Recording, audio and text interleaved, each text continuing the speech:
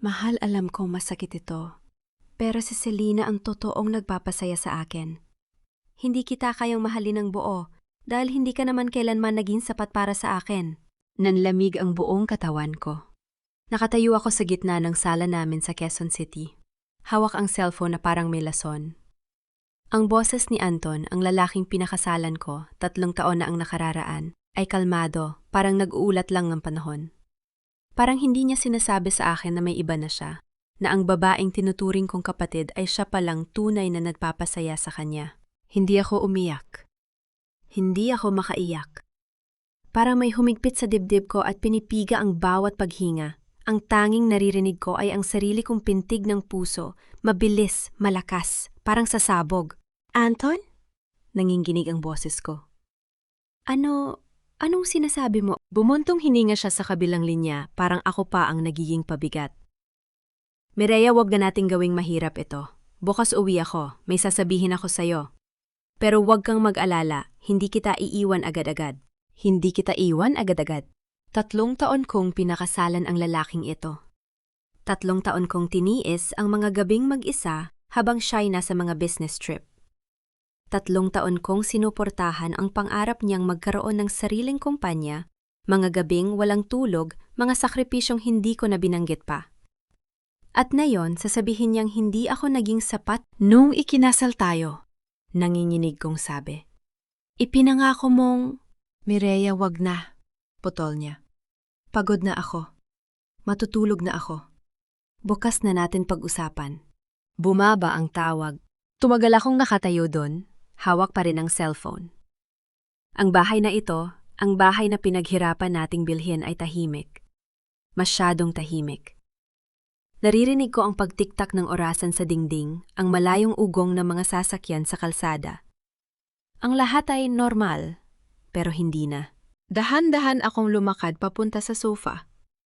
Nang maupo ako lang napansin na nanginginig na pala ang mga kamay ko.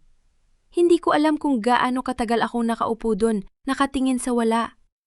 Ang isip ko'y parang sirang plaka pa ulit-ulit na pinapatugtog ang mga salita ni Anton. Hindi ka naging sapat. Bumalik sa akin ang lahat. Ang araw na sinabi ko kay Ate Ramon Bautista na hindi ko kayang tanggapin ang offer na maging partner sa law firm dahil kailangan kong suportahan ang pangarap ni Anton. Ang mga gabing umuwi siyang lasing at ako ang nag-aalaga sa kanya kahit pagod na pagod ako sa trabaho. Ang mga panahong sinabi ng nanay niya si Doña Pilar na ang mabuting asawa ay sumusuporta sa asawa niya at ako naman tang-ananiwala ako. Ang bahay na ito, ako ang nagbayad ng malaking bahagi nito. Gamit ang ipon kong naipon mula pa noong nagtatrabaho ako bilang paralegal bago ako naging abogado. Pero inilagay ko ang pangalan ni Anton sa titulo dahil sinabi niyang mag-asawa tayo, pareho nating pag-aari. At naniwala ako. Nagtiwala ako. Napatingin ako sa laptop ni Anton na naiwan sa lamesa. Hindi ko alam kung bakit ko ito binuksan. Siguro dahil sa desperasyon. Siguro dahil gusto kong makita na mali ang lahat ng narinig ko. Na siguro nagkamali lang siya ng sinabi, na may paliwanag ang lahat. Alam ko ang password. Hindi na siya nag-abalang magpalit, masyado siyang kampante. Masyado niyang ako minamaliit. Ang desktop ay puno ng mga folder ng trabaho. Mga kontrata proposals, financial reports. Wala akong nakikitang kakaiba. Pero may isang folder na nakatago sa ilalim ng iba pang files, walang pangalan, walang label.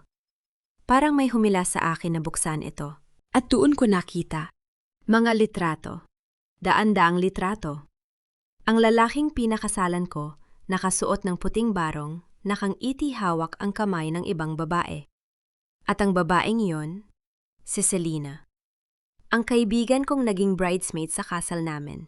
Ang babaeng umiiyak sa balikat ko noong mawalan siya ng trabaho. Ang babaeng tinawag kong kapatid. Nakasuot siya ng puting wedding gown. Sa Boracay. Sa harap ng pastor. Sa harap ng mga bisita, mga mukhang nakikilala ko. Mga pinsan ni Anton, mga kaibigan niya, at sa unahan nakaupo nakangiti na parang reyna, si Doña Pilar, ang nanay ni Anton.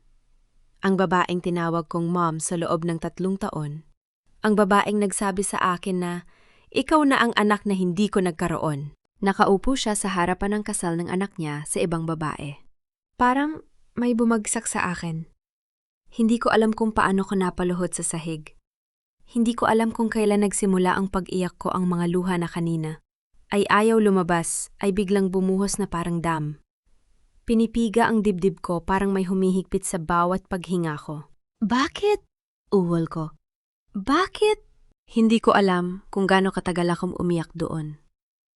Sa sahig sa harap ng laptop, nakatingin sa mga litratong sumisira sa mundo ko. Ang lahat ng pinaniwalaan ko, ang lahat ng pinaghirapan ko ay kasinungalingan pala. At saka ko nakita ang isa pang folder, mga screenshot ng mga text messages. Anton kay Doña Pilar. Matapos na ang kasal, malaya na ako sa kanya. Sagot ni Doña Pilar, magaling anak. Ngayon ay malaya ka na sa kanya. Hindi ako makahinga. Parang may tumapak sa dibdib ko. Ang babaeng ito ang babaeng nagturo sa akin kung paano magluto ng adobo ng pamilya nila. Ang babaeng humawak sa kamay ko nung mawalan ako ng unang anak. Siya palang nagplano ng lahat. Biglang nag-vibrate ang cellphone ko. Message mula kay Doña Pilar. Mireya anak, bukas, may kailangan tayong pag-usapan tungkol sa bahay. Gusto naming magbenta para makabili ng mas malaki. Maghanda ka ng mga dokumento. Gusto naming magbenta ang bahay na ito. Ang bahay na pinaghirapan kong bilhin. Ang bahay na tinirhan namin ni Anton, ang bahay na itinuturing kong tahanan, gusto nilang ibenta. Para makabili ng mas malaki. Para sa bagong buhay nila. Para kay Selena. Napatingin ako sa laptop. Sa mga litrato, sa mga mensahe. At saka ko napagtanto bukas uuwi si Anton. Bukas haharapin ko siya. At ang lahat ng ito, ang sakit, ang pagdurusa, ay magpapatuloy. Maliban kung gawin ko ang isang bagay. Dahan-dahan akong tumayo. Pinunasan ko ang mga luha ko. Hindi na ako umiyak. Hindi na ako pwedeng umiyak. Binuksan ko ang cabinet ng mga dokumento. Doon sa loob ng mga folder na maayos kong inayos, dahil ako ang laging nag-aayos ng mga papel, ay ang titulo ng bahay. Ang mga papeles. Ang lahat ng kailangan ko. At saka ko kinuha ang cellphone ko. Nahanap ko ang numero ni Ate. Ramon Bautista, ang mentor ko, ang taong nagturo sa akin ng lahat ng alam ko tungkol sa batas. Ang taong nag-alok sa akin ng partnership na tinanggihan ko para kay Anton. Tumawag ako. Ramon? Sabi ko at nagulat ako sa kapal ng boses ko. Kailangan ko ng tulong. Mireya, alas 12 na ng hating gabi. Ano nangyari? May plano ako, sabi ko. At kailangan kong manatiling kalmado. Tumahimik siya sandali. Sige, sabihin mo sa akin. Hindi ko sinabi sa kanya ang lahat. Hindi pa. Pero sinabi ko sa kanya ang sapat na kailangan kong malaman ang proseso ng annulment sa Pilipinas. Na kailangan kong malaman kung paano ko mapoprotektahan ang ari-arian ko. Na kailangan kong malaman kung paano ko sila masisira. May gagawin ako, sabi ko. At kailangan kong gawin ito ng tama. Pagkatapos ng tawag, tumayo ako sa harap ng salamin. Nakita ko ang sarili ko, mga matang pula, buhok na gusot, mukhang pinagod. Pero sa likod ng mga mata ngayon, may apoy. Bukas, pulong ko sa sarili ko. Kapag umuwi si Anton, hindi niya makikilala ang babaeng makikita niya. Hindi ako mananahimik. Hindi ako magpapatalo. Kung gusto nila ng laro, laruin natin. Hindi mo ako kayang mahalin. Nang buo, hindi ako naging sapat. Titingnan natin kung sino ang hindi sapat kapag nawala sa kanila ang lahat. Nagising ako bago pa sumikat ang araw. Hindi ako nakatulog, hindi ko kaya. Tuwing ipipikit ko ang mga mata ko, nakikita ko sila. Si Anton, si Selena, ang puting gown, ang ngiti ni Doña Pilar. Pero ngayon, kailangan kong maging ibang tao. Tiningnan ko ang sarili ko sa salamin. Pinilit kong ngumiti. Hindi madali, parang may punit sa labi ko tuwing gagalaw. Pero kailangan. Para sa plano. Inihanda ko ang almusal. Tapsilog, paborito ni Anton. Niluto ko ang itlog na sunny side up, mismo kung paano niya gusto. Inayos ko ang mesa, nilagyan ko ng sariwang bulaklak mula sa hardin. Ang bahay ay amoy kape at bawang normal. Dapat normal. 7:00 ng umaga nang marinig ko ang susi sa pinto. Mahal, tawag ni Anton. Ang boses na minsan kong minahal, ang boses na nagpatibok ng puso ko tuwing maririnig ko ngayon parang kutsil, sa tenga ko. Nakita niya ako sa kusina.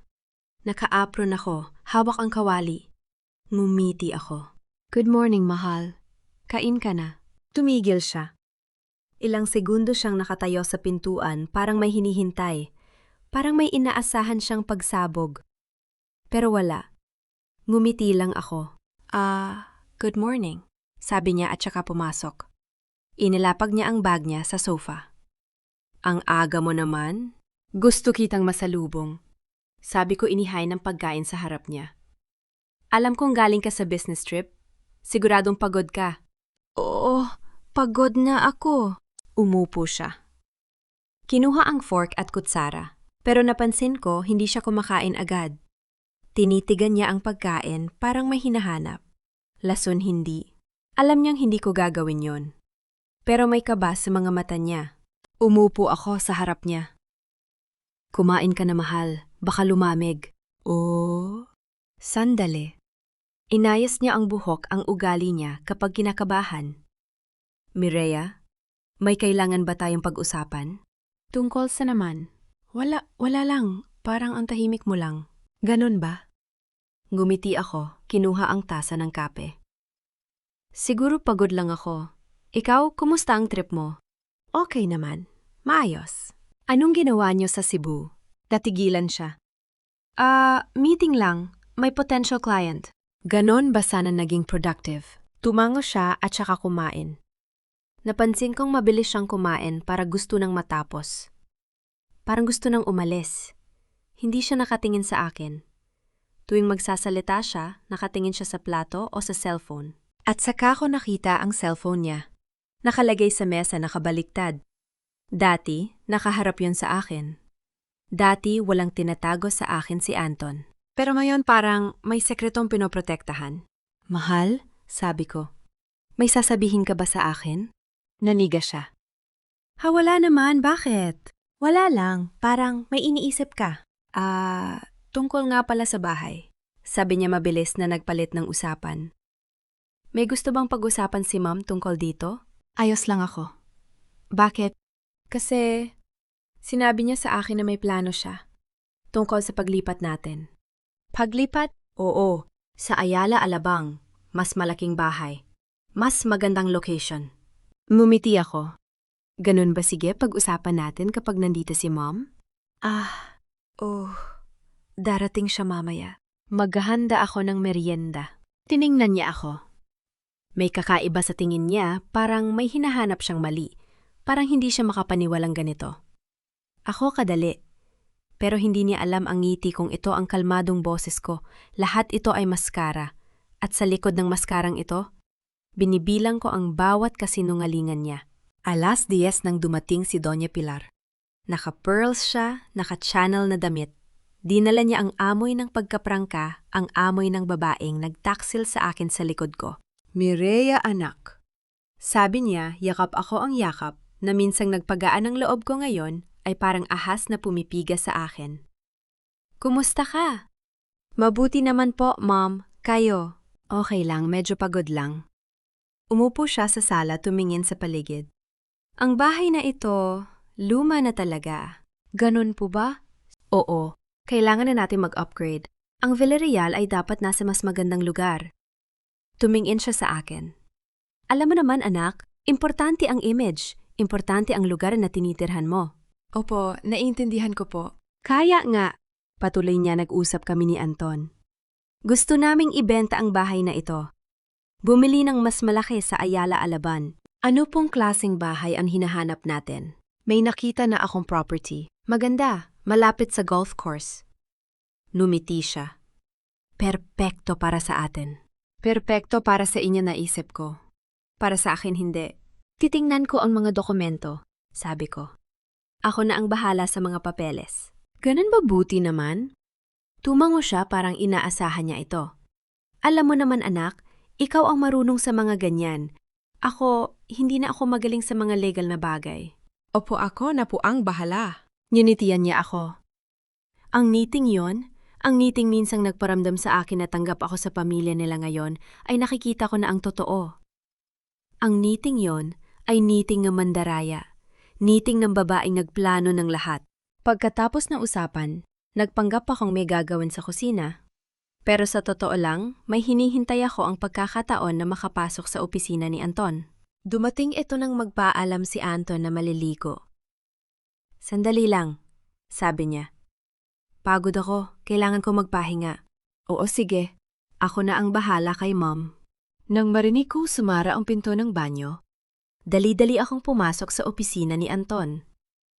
Ang silid na minsang pinagkakatiwalaan niya sa akin silid kung saan siya nagtatrabaho tuwing gabi ngayon. Parang kulungan ng mga sikreto. Binuksan ko ang drawer, folder, dokumento, at saka nakita ko ang kontrata, deed of sale, para sa lupa sa Ayala, Alabang. Nakapangalan kay Anton Villarreal at Selena Ramos. Selena Ramos, hindi lang pala bahay ang pinaplano nila. May lupa na silang binili. Sama-sama. Para sa kanilang kinabukasan. Para sa buhay na hindi ko kasama. At saka nakita ko ang isa pang dokumento. Isang promissory note. Mula sa isang lending company. Sa pangalan ni Anton. Utang. Malaking utang. Anong ginagawa mo? Nanigas ako. Bumaling ako si Anton, nakatayo sa pintuan basa, ang buhok nakatingin sa akin. Nag-aayos lang ako ng mga papel. Sabi ko mabilis na inilagay ang folder pabalik. May hinahanap akong dokumento para sa pagbebenta ng bahay. Ganon ba? Tiningnan niya ako, may hinala sa mga mata niya. Bakit dito? Nasa cabinet naman ang mga papel. Alam ko. Pero naisip ko baka nandito ang ibang dokumento, yung mga bago. Tumahimik siya. Ilang segundo. Parang may binabasa sa mukha ko. Okay, sabi niya sa wakas. Pero mag-ingat ka. Baka magulo ang mga papel. Oo naman, ako na ang bahala. Umalis siya. Pero alam kong hindi siya naniwala. Hindi siya tuloy ang naniwala. Pero hindi rin siya sigurado. At yon ang kailangan ko, ang pagkalito niya. Ang kawalan ng katiyakan niya. Dahil kapag hindi siya sigurado, hindi siya kikilos. At habang hindi siya kumikilos, ako ang mauuna. Kinagabihan nagkita kami ni Ate Ramon sa isang tahimik na cafe sa Tomas Morato. Pumili ako ng lugar na malayo sa bahay malayo sa mga mata ni Anton. Kumusta ka? Tanong niya inilapag ang kape. Mukhang pagod ka. Hindi ako nakatulog. Pag-amin ko. Hindi ko kaya. Naintindihan ko. Tumango siya. Sinabi mo sa akin ang tungkol sa mga litrato, sa kasal. Pero may hindi ka pa sinasabi sa akin, di ba? Tiningnan ko siya. Si Ramon ang mentor ko, ang taong nagturo sa akin ng lahat. Ang taong nagtiwala sa akin kahit nung wala pa akong pangalan sa mundo ng batas. May utang si Anton, sabi ko. Malaki, sa lending company. Magkano? Hindi ko ba alam ang eksaktong halaga. Pero sapat na para ipaliwanag kung bakit kailangan nilang ibenta ang bahay. At gusto mong malaman kung paano mo mapoprotektahan ang bahay. Hindi lang iyon. Sumandal ako. Gusto kong malaman kung paano ko sila masisigurong hindi nila makukuha ang kahit ano. Tiningnan niya ako ng matagal. Mireya, sigurado ka ba kasi kapag sinimulan mo ito, wala nang atrasan? Hindi ako aatras, Ramon. 3 taon akong naging tanga. Hindi na ako magiging tanga ulit. Anong plano mo? Kinuha ko ang notebook ko, ang maliit na notebook na laging dala ko. Binuksan ko ito. Ipinakita sa kanya ang mga sulat ko. Una sabi ko, kailangan kong malaman ang proseso ng annulment. Pangalawa, kailangan kong protektahan ang bahay. At pangatlo, tiningnan ko siya. Kailangan kong malaman kung paano ko sila masisira. Mireya, hindi ko sila pisikal na sasaktan, Ramon. Hindi ako ganun. Pero kailangan kong malaman kung paano ko sila mapaparusahan sa paraang legal. Sa paraang hindi nila inaasahan. Tumango siya. Kaya mo bang maghintay? Kaya ko. Kasi ang mga ganitong plano hindi ito natatapos sa 1 linggo. Kailangan ng pasensya. Kailangan ng tiyaga. Alam ko. Isinara ko ang notebook. At handa ako maghintay. Handa ako magpanggap. Handa ako maging lahat ng gusto nilang maging ako hanggang sa dumating ang tamang panahon. Uminom siya ng kape. May isa pang bagay na kailangan mong malaman. Ano iyon? Ang annulment kailangan mong patunayan na may psychological incapacity si Anton. O kaya naman? Tumigil siya. Kailangan mong patunayan na may ibang kasal siya, na bigamos ang kasal nyo. Bigamos. Ang kasal namin ang kasal, na pinaniniwalaan kong sagrado ay bigamos pala. Dahil may iba na pala siyang pinakasalan. Sa Boracay. Sa harap ng Diyos at ng mga tao. Kaya kong patunayan yon, sabi ko. May mga litrato ako, may mga mensahe, at may kontrata pa nga sila sa Ayala Alabang nakapangalan kay Anton at Selena. Ganon ba? Tumanggo siya. Magandang ebidensya yon. Kailangan ko lang malaman kung paano ko gagamitin. Unti-unti, Mireya. Unti-unti, tumayo siya. Sa ngayon, magpanggap ka lang. Maging mabuting asawa. Maging mabuting manugang. Hayaan mang isipin na lang wala kang alam. At pagkatapos ni umiti siya, saka mo ipakita sa kanila kung sino ka talaga. Umuwi ako ng bahay na may ngiti sa labi. Hindi dahil masaya ako, malayo iyon. Pero dahil sa unang pagkakataon sa loob ng 3 taon, alam ko kung ano ang gagawin ko. Sa unang pagkakataon, ako ang may kontrol. Pagpasok ko na kaup, po si Anton sa sala. Nakatingin sa cellphone. Nang makita ako, mabilising itinago ito. Saan ka galing? Tanong niya. May nakita akong kaibigan, nagkape lang. Ganon ba? Tumayo siya. May sasabihin sana ako sa'yo. Ano iyon? Tungkol sa bahay. Lumapit siya sa akin. Bukas may kailangan tayong pirmahan. Ibebenta natin ang bahay na ito. Tiningnan ko siya. Ang lalaking ito, ang lalaking minsang minahal ko ng buo nakatayo sa harap ko, nagbebenta ng bahay na pinaghirapan kong bilhin para sa bagong buhay niya. Kasama ang ibang babae. Mumiti ako. Oo naman, mahal. Ako na ang bahala sa mga dokumento. Hindi niya alam. Wala siyang alam.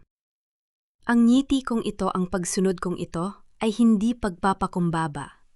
Ito ay paghihintay. Paghihintay sa tamang pagkakataon. At pagdating ng pagkakataong iyon, hindi nila alam na ang hawak nila ay isang bitag na ako mismo ang gumawa. Nang gabing iyon, hindi ako makatulog. Hindi dahil sa takot, kundi dahil sa kaba na may halong determinasyon. Nakaupo ako sa study room, nakabukas ang laptop at nakalatag sa harapan ko ang lahat ng dokumento na nakalap ko sa loob ng ilang araw. Psychological incapacity, bulong ko binabasa ang isang section ng family code. Bigamous marriage, 3 taon akong naging abogado. 3 taon din akong naging asawa. Pero ngayon sa unang pagkakataon, pinagsasama ko ang dalawang mundo, ang mundo ng batas at ang mundo ng sakit na dala ng pagtataksil. Kinuha ko ang notebook ko, ang maliit na notebook na laging dala-dala ko kahit saan. Binuksan ko ito sa isang blankong pahina at nagsimulang magsulat. Plano 1. Kunin ang titulo ng bahay ilipat sa pangalan ko. Hanapin ang tamang buyer. Ibenta ang bahay. Maghin ang annulment pay sa bigamy. Umalis ng Manila, magsimula muli. Tiningnan ko ang listahan. Simple lang pakinggan. Pero alam kong hindi simple ang daan patungo dito. Kailangan kong maging maingat. Kailangan kong maging perpekto sa bawat hakbang.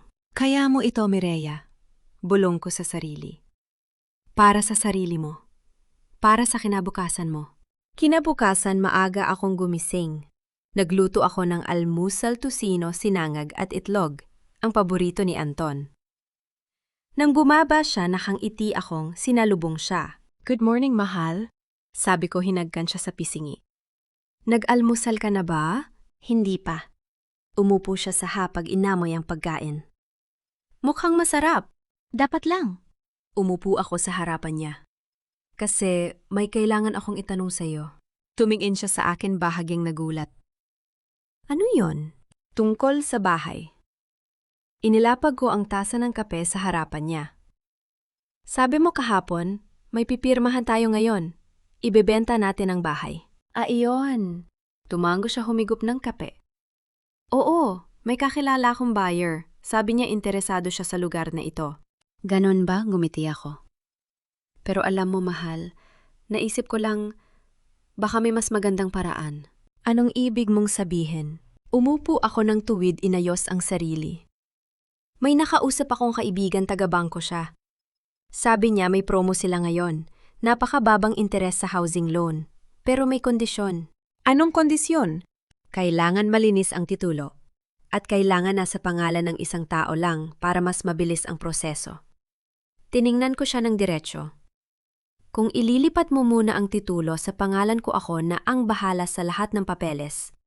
Pagkatapos, ililipat din natin agad sa inyo o kung anumang desisyon natin. Tumigil si Anton, pinag-isipan ang sinabi ko. Nakita ko ang pag-aalinlangan sa mga mata niya pero may kislap din ng interes. Magkano ang interes? Napakababa. Halos kalahati ng normal rate. Sumandal ako, nagpanggap na parang hindi ito big deal. Kung mabilis ang loan, mas mabilis din tayong makakalipat sa Ayala Alabang.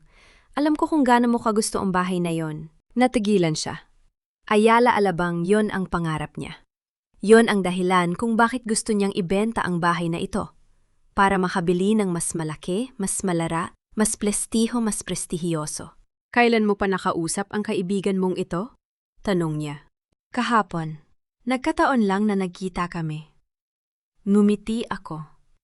Sabi ko, baka interesado ka, kaya naisipan kong itanong muna sa'yo bago tayo pumirma ng kahit ano. Tumango siya, tila nag-iisip. Sige, pag-usapan natin mamaya. Kailangan kong tawagan si Mama. Oo naman. Tumayo ako, inayos ang mga plato.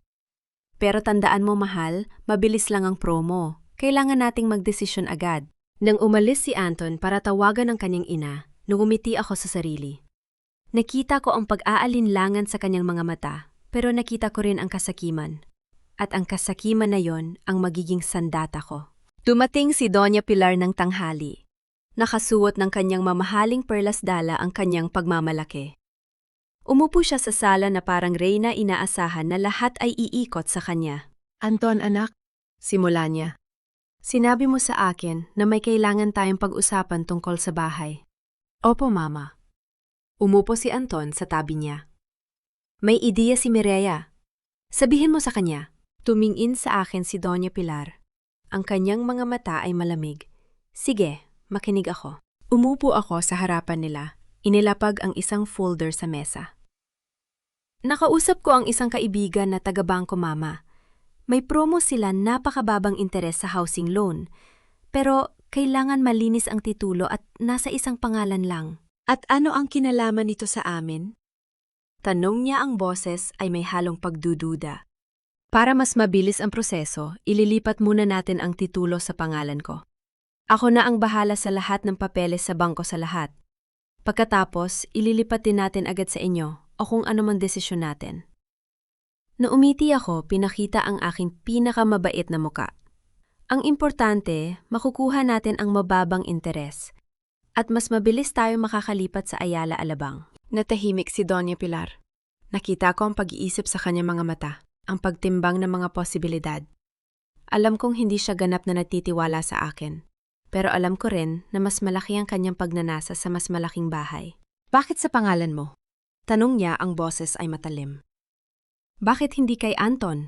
Kasi, Mama, mas mabilis ang proseso kung isang tao lang ang hahawak. At ako naman ang mag-aasikaso ng lahat, ako ang makakapag-follow up sa bangko araw-araw. Si Anton ay abala sa trabaho. Tumingin ako kay Anton.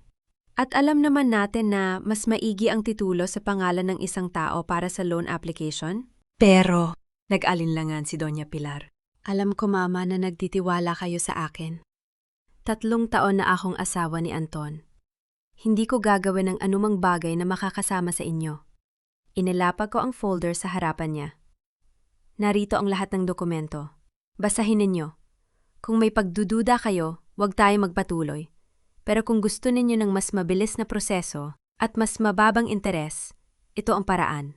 Tiningnan ni Doña Pilar ang folder, pagkatapos ay tiningnan si Anton. Ano ang tingin mo, anak? Nagkibit balikat si Anton. Mukhang magandang deal, Mama. At kailangan natin ng pera para sa Ayala Alabang. Mas mabilis kung ganito. Pero, trust me, Mama. Tumango si Anton. Alam ko ang ginagawa ko. Nakita ko ang pag-aalinlangan sa mga mata ni Doña Pilar. Pero nakita ko rin ang pagsuko. Dahil alam niya gaya ng alam ko na hindi siya ang may kontrol dito.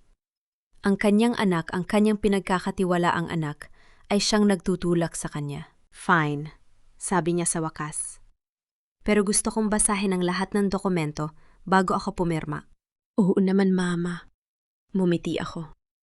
Ako mismo ang magpapaliwanag sa inyo ng bawat detalye. 2 araw ang lumipas bago kami nagpunta sa notaryo.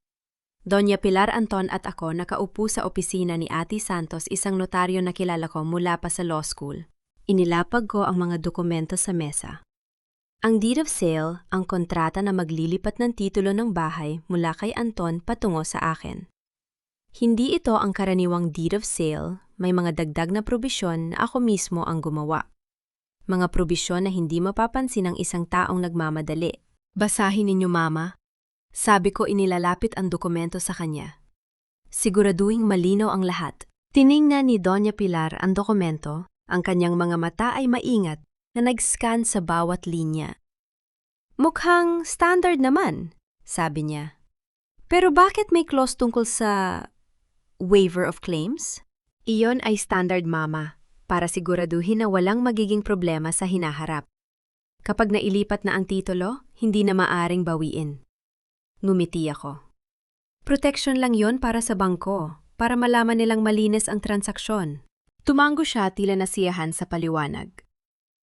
Sige, mukhang maayos naman. Anton? Tumingin ako sa kanya. Handa ka na bang pumirma? Tiningnan niya ang dokumento, mabilis lang. Hindi niya binasa ng buo, nagmamadali siya. Alam kong nagmamadali siya dahil may kailangan siyang puntahan, malamang ay si Selena. Sige na, sabi niya, kinuha ang panulat. Pipirmahan ko na. Anton, anak, singit ni Doña Pilar. Basahin mo muna. Okay na yan, Mama. Nagtiwala naman tayo kay Mireya. At pinirmahan niya ang dokumento nang hindi binabasa ng buo. Tumingin sa akin si Doña Pilar. Ang kanyang mga mata ay may bahid ng pagdududa. Pero kinuha rin niya ang panulat at pinirmahan ang dokumento. Ang kanyang pangalan, Doña Pilar Villarreal, ay nakasulat sa tabi ng sa akin. Ngumiti ako, pinipigilan ang kaba sa loob. Salamat, Mama. Salamat, Anton. Hindi kaya magsisisi dito. Ito lang ang hinihintay natin. Sabi ni Anton, tumatayo. May kailangan lang akong puntahan. Mireya, pakiasik, so ang iba. Oo naman, mahal. Hinagkan ko siya sa pisngi. Ako na ang bahala. Nang umalis si Anton at umalis na rin si Doña Pilar, naiwan ako sa opisina ni Ate Santos. Tiningnan ko ang dokumento, sa harapan ko ang deed of sale na may pangalan ko. Ang titulo ng bahay, ang bahay na pinaghirapan kong bilhin, ang bahay na pinagpala namin, ay nasa pangalan ko na. Congratulations, Mireya, sabi ni Ari Santos na umiti. Mukhang magandang transaksyon ito. Oo nga, bulong ko. Magandang transaksyon. Nang gabing iyon, nakaupo ako sa kama. Hawak ang kopya ng deed of sale. Tiningnan ko ang pangalan ko, Mireya Salcedo Villarreal, nakasulat sa itaas ng dokumento. Ang bahay na ito, ang bahay na itinayo ko sa loob ng 3 taon, ay akin na. At saka ko naramdaman ng luha. Hindi luha ng sakit, kundi luha ng kaginhawahan. Sa unang pagkakataon, sa loob ng maraming buwan, nakahinga ako ng maluwag. 3 taon akong naging mabuting asawa. Bulong ko, pinupunasan ng luha. Ngayon oras na para maging mabuti ako sa sarili ko. Kinuha ko ang cellphone ko at tinawagan si Ramon. Ramon? Sabi ko nang sumagot siya. May titulo na ako. Ngayon kailangan kong hanapin ang tamang buyer. Natahimik siya saglit. Mabilis ang lahat, Mireya. Siguraduhin mong handa ka na. Handa na ako. Tumayo ako, tiningnan ang sarili sa salamin. 3 taon akong naghintay. Hindi na ako maghihintay pa. May kakilala akong buyer, sabi niya. Interesado sa lugar ng Quezon City.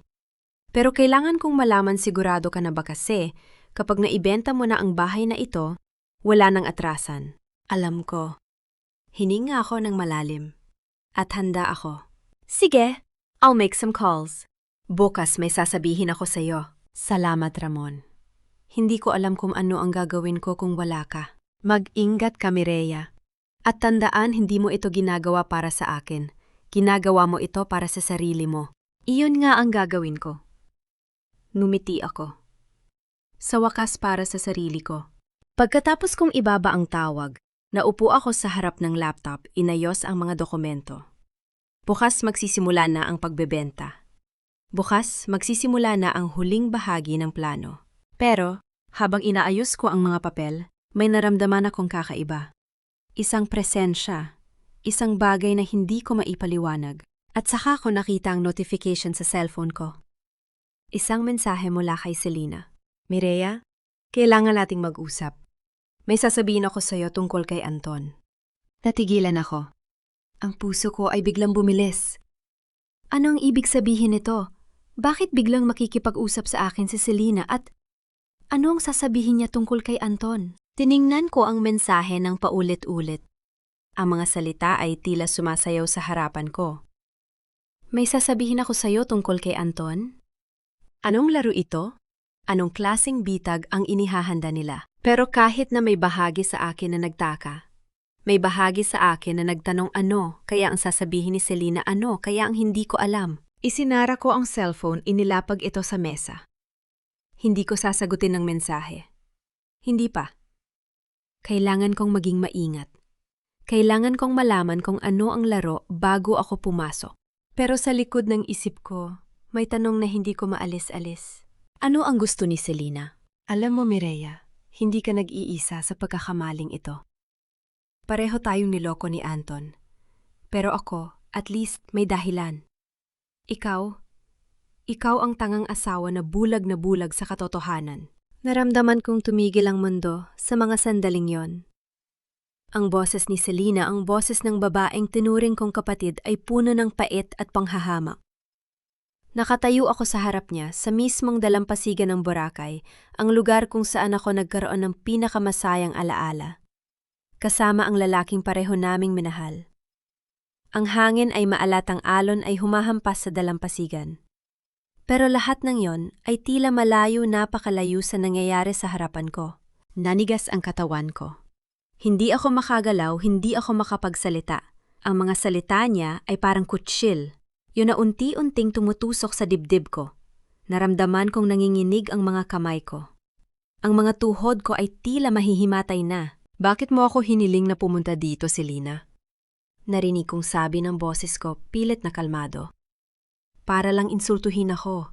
Umiling siya at sa unang pagkakataon nakita ko ang isang bagay sa kanyang mga mata na hindi ko inaasahan. Takot.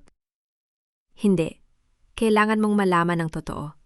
Hindi tungkol sa atin kundi tungkol kay Anton. Tumawa ako ng mapait. Ano pa bang bago? Alam ko na ang lahat. Alam ko ang tungkol sa kasal niyo dito sa Boracay. Alam ko na kayo na hindi mo alam ang lahat. Putol niya ang kanyang boses ay nanginginig. Mireya, alam kong galit ka sa akin. At may karapatan kang magalit. Pero kailangan mong malaman, niloko rin niya ako. Natigilan ako. Ang mga salita niya ay tila tumama sa akin na parang kidlat. Ano? Umupo siya sa buhangin. Ang kanyang mga kamay ay nakakapit sa kanyang mga tuhod. Nangako si Anton na hihiwalayin kanya pagkatapos ng kasal namin. Sabi niya ikaw na ang bahala sa lahat. Ang bahay, ang mga dokumento, lahat. Kailangan lang daw niya maghintay ng tamang timing. Pero buwan na ang lumipas at wala pa ring nangyayari.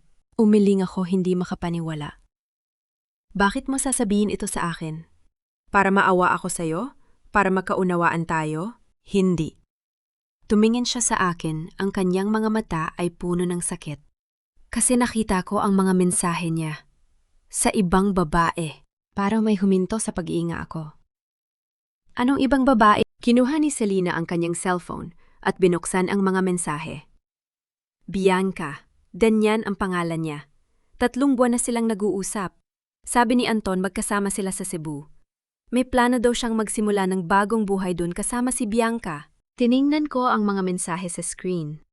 Ang mga salitang minsang sinabi ni Anton sa akin, ay paulit-ulit na lumalabas. Mahal kita.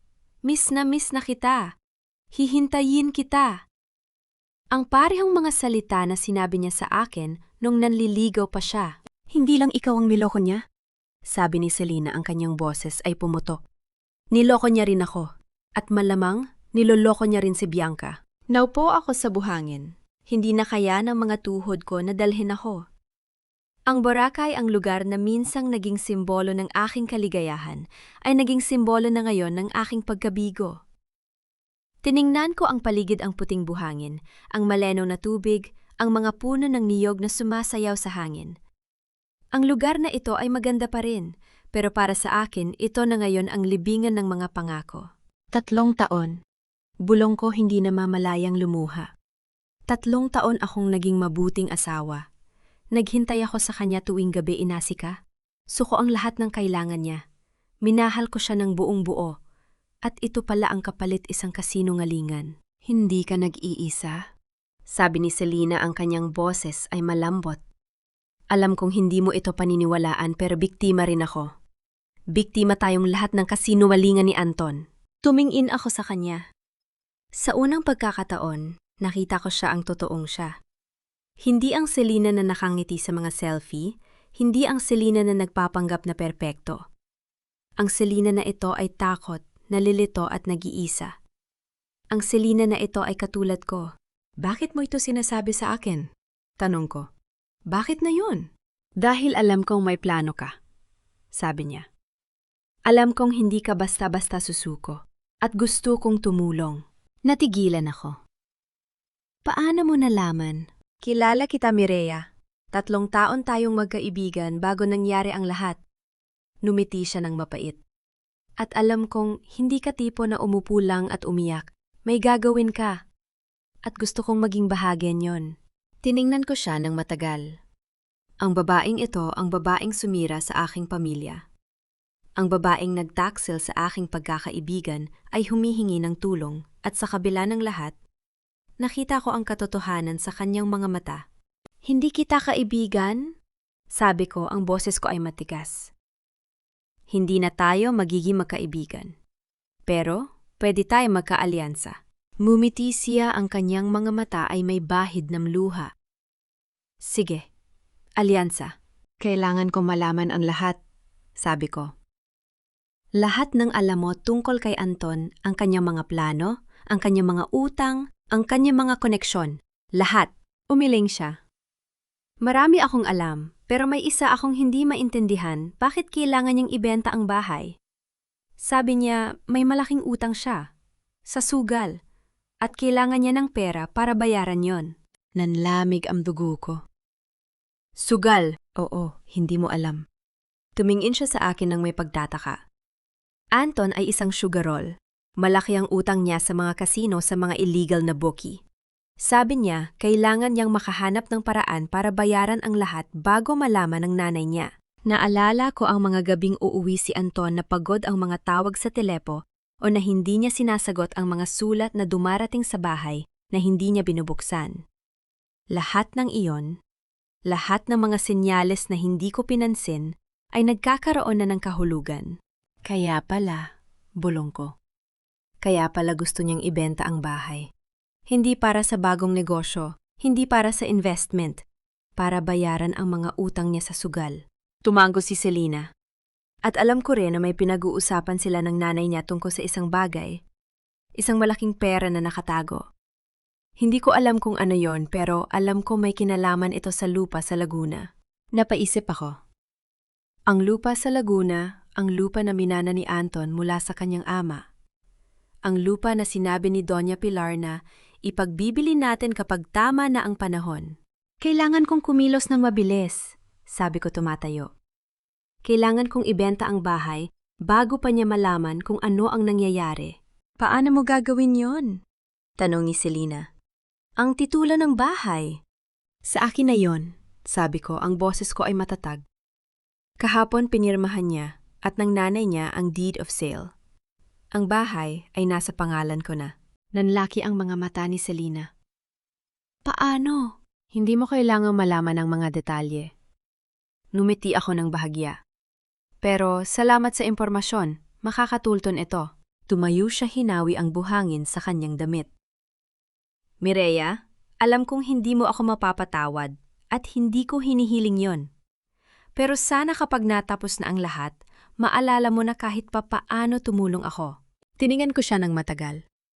Hindi kita makakalimutan, Selena, pero hindi dahil sa natulong ka, kundi dahil sa kung ano ang ginawa mo sa akin. Umiling siya, ang kanyang mga mata ay malungkot.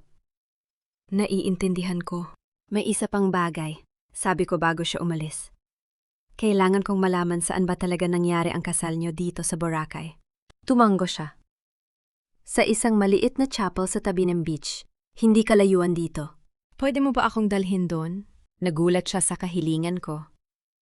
Bakit? Kasi kailangan kong makita ito. Kailangan kong harapin ang katotohanan. Hininga ako ng malalim.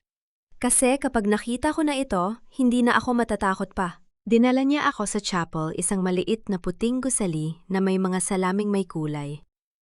Tiningnan ko ang lugar kung saan ipinagdiwang ng aking asawa ang kanyang kasal sa ibang babae. Ang lugar kung saan siya nanumpa ng katapatan sa isang taong hindi ako. Maganda. Bulong ko, ang boses ko ay paos. Pipiliin niya talaga ang magandang lugar para sa kasinungalingan. Mireya, it's okay. Pinunasan ko ang luha sa aking mga mata. Kailangan ko lang makita ito. Para malaman ko na hindi ako nag-iimbento ng mga bagay, na ang sakit na ito ay totoo. Tumayo kami doon ng ilang minuto, walang nagsasalita. Ang hangin ay maalat, ang araw ay mainit, at ang mga alon ay humahampas sa dalampasigan. Ang mundo ay patuloy na gumagalaw, kahit na ang puso ko ay tila huminto. Salamat, sabi ko sa wakas. Sa pagpapakita sa akin ito. Ano ang gagawin mo ngayon? Tanong ni Selena. Ngumiti ako, hindi ang ngiti ng isang biktima, kundi ang ngiti ng isang babaeng may plano.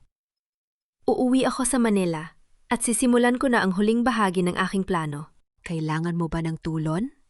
Umiling ako. Kailangan kong gawin ito ng mag-isa, pero salamat sa alok. Nang pauwi na ako sa airport, ang mga salita ni Selena ay paulit-ulit na tumutugtog sa aking isipan. Ang babaeng yon ang susunod na biktima ni Anton. O baka naman ang susunod na kasangkapan. Pero hindi ko na yon iisipin. Hindi ngayon. Ngayon kailangan kong mag-focus sa aking plano. Habang naghihintay sa aking flight, kinuha ko ang cellphone at tinawagan ang numero ng real estate broker na ibinigay ni Ramon. Hello? Sabi ko nang sumagot siya. Eto si Mireya Villarreal. Sinabi sa akin ni Ate Bautista na interesado kayo sa isang property sa Quezon City. Oo, Mrs. Villarreal. Interesado nga po kami. Kailan po natin pwedeng makita ang bahay? Ngumiti ako, pinipigilan ang kaba sa aking boses. Bukas. Bukas na bukas. Ibenta natin ang bahay. Ngayon na! Ganun po ba? Sige po, makikipag-ugnayan ako sa inyo bukas ng umaga. Salamat. Ibababa ko na sana ang tawag nang biglang may pumasok na tawag mula kay Doña Pilar. Nanlamig ako. Bakit siya tumatawag na yon pa lang? Saglit akong nag-alinlangan bago sinagot ang tawag. Mama? Mireya, anak. Ang boses ni Doña Pilar ay puno ng pag-aalala. May nagtatanong tungkol sa bahay. May nakakita raw ng karatulang for sale sa harap natin. Natigilan ako. Paano nangyari yon? Hindi pa ako naglalagay ng karatula. Hindi pa ako nag-a-announce ng kahit ano. Ano, Mama, hindi ko po alam. May nakita raw ang kapitbahay natin, si Aling Nena. Sabi niya may mga taong nagkuha ng litrato ng bahay kaninang umaga. At may karatula daw na for sale sa harap. Naramdaman kong bumilis ang tibok ng puso ko. May mali. May malali talaga. Titingnan ko po, Mama. Baka nagkamali lang. Hindi, anak. Nakita ko mismo. May karatula talaga. Ang boses niya ay may bahid ng hinala.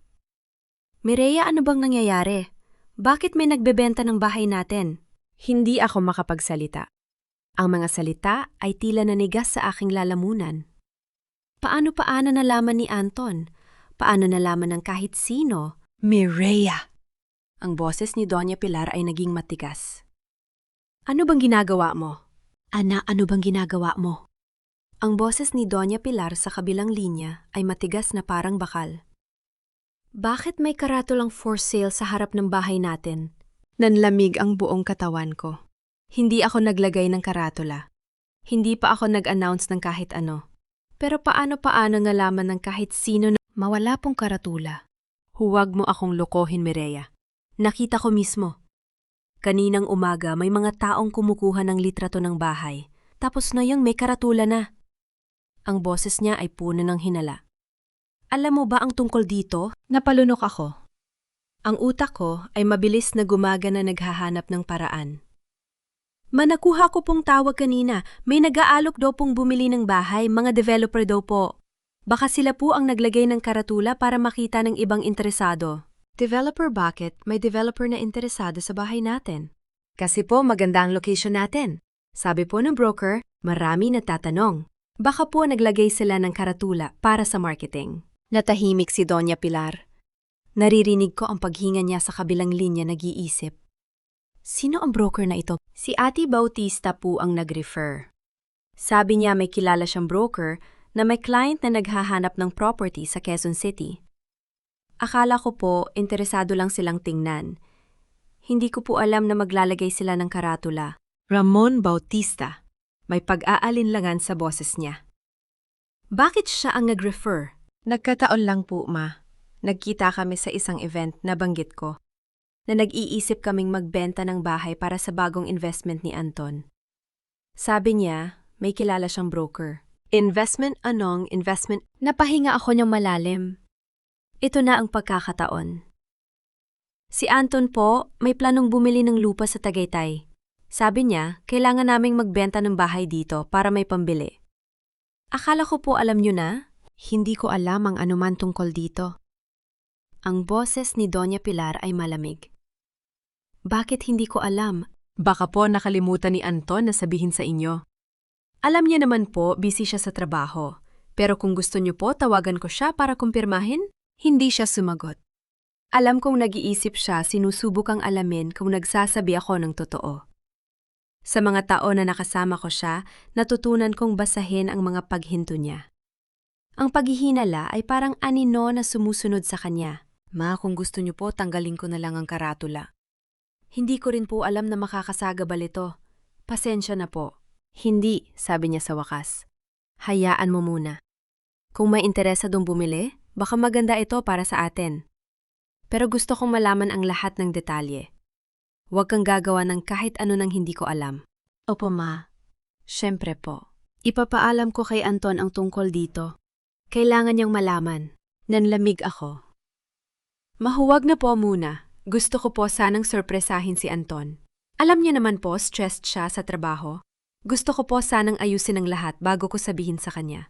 Bakit mo siya sorpresahin? Hindi ba dapat magkasama kayo sa mga desisyon? Opo naman po, pero maalam niya naman po. Huminto ako, pinipili ang mga salita. Gusto ko lang pong patunayan sa kanya na kaya ko ring mag-ambag, na hindi lang po siya ang nag-iisip para sa ating pamilya. Natahimik siya. Naramdaman kong lumambot ang kanyang kalooban kahit kuunti. Sige, pero gusto kong makita ang lahat ng papel, lahat ng dokumento, bago ka pumirma ng kahit ano. Salamat po, Ma. Ipapakita ko po sa inyo ang lahat. Nang ibaba ko ang tawag, napabuntong hininga ako. Ang kamay ko ay nanginginig. Muntik na akong mahuli. Pero hindi ako papayag na mahuli. Hindi ngayon. Hindi kailanman. Kinabukasan ng umaga, nagkita kami ng broker, isang babaeng nagangalang Mrs. Chua na may matatalim na mata at mabilis magsalita. Dinala niya ako sa isang restaurant sa Makati kung saan naghihintay ang kanyang client, isang Korean businessman na nagangalang Mr. Park. Mrs. Villarreal, sabi ni Mrs. Chua. Ito si Mr. Park.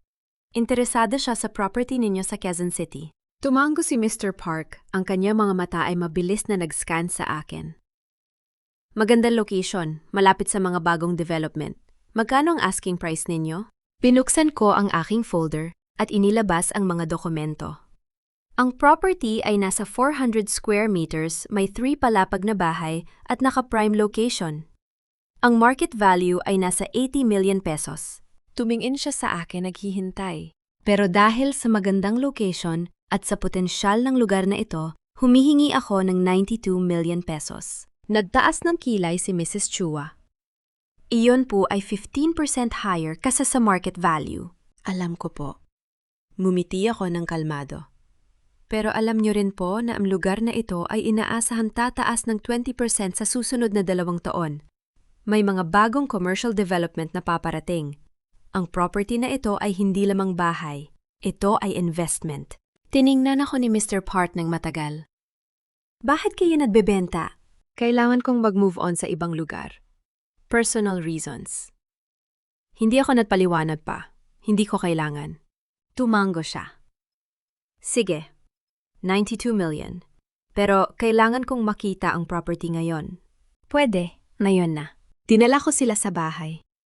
Habang naglalakad kami sa bawat kwarto, naramdaman ko ang bigat ng mga alaala. Ang kusina kung saan ako nagluluto ng almusal tuwing umaga. Ang hardin kung saan ako nagtatanim ng mga rosas. Ang opisina ko kung saan ako nagtatrabaho hanggang hating gabi. Hindi kasama si Anton sa mga alaalang ito.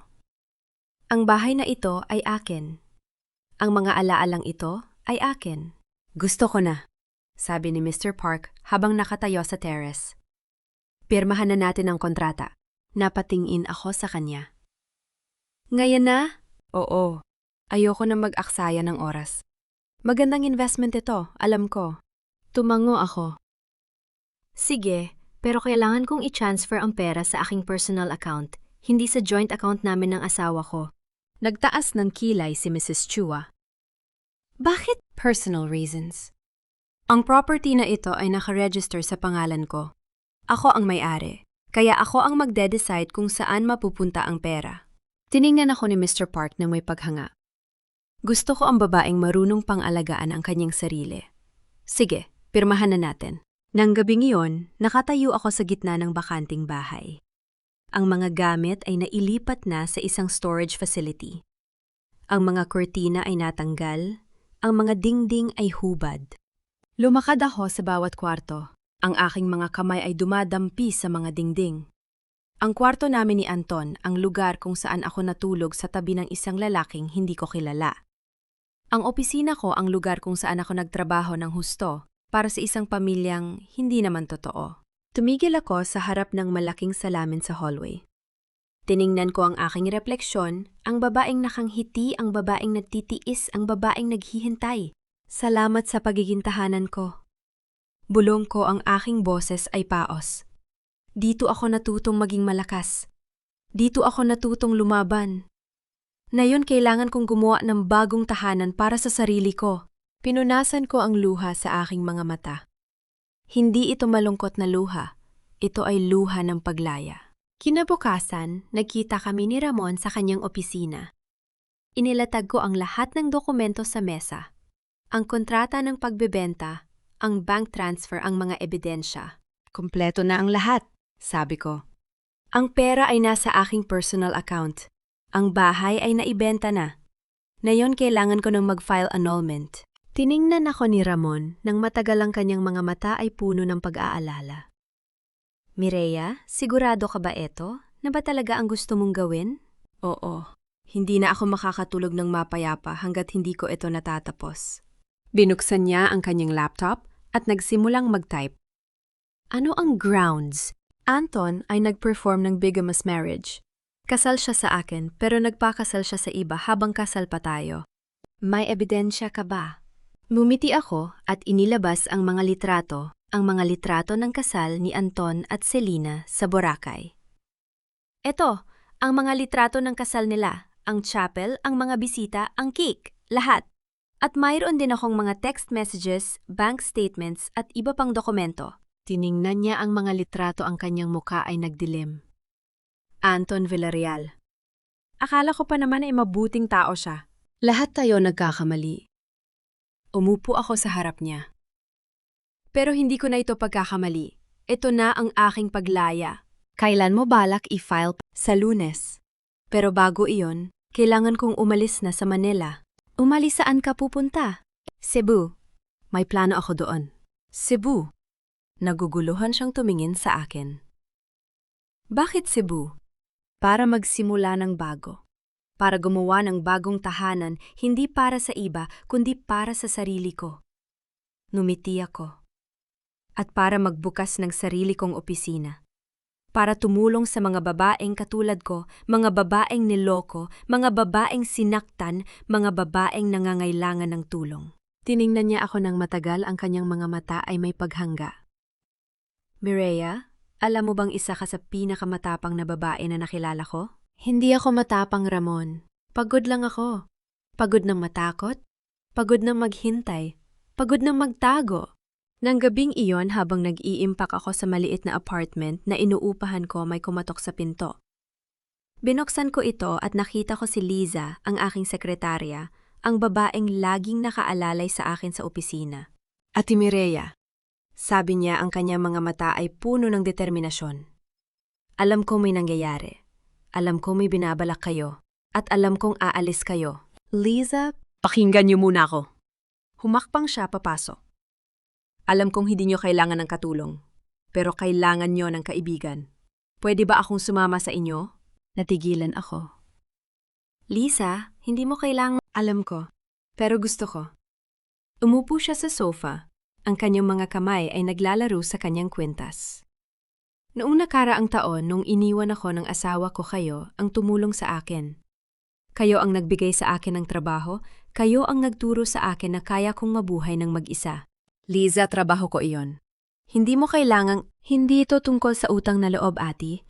Ito ay tungkol sa pagkakaibigan. Tumingin siya sa akin ng diretso. Alam kong masakit ang pinagdadaanan niyo. Alam kong kailangan niyo ng taong mapagkakatiwalaan. At gusto kong maging yon para sa inyo. Naramdaman ko ang pag-init ng aking mga mata.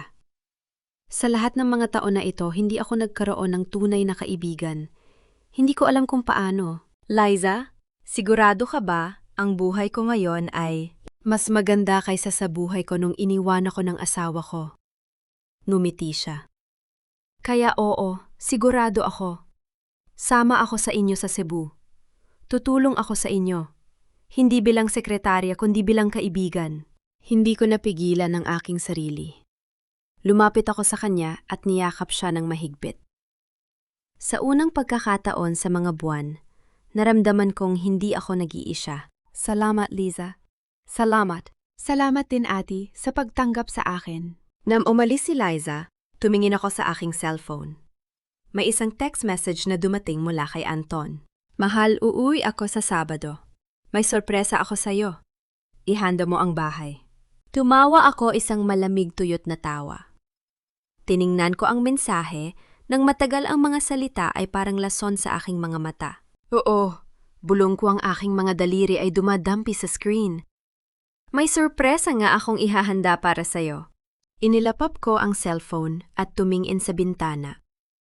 Ang mga ilaw ng Maynila ay kumikislap sa dikalayuan. Sa loob ng ilang araw, iiwan ko na ang lahat ng ito.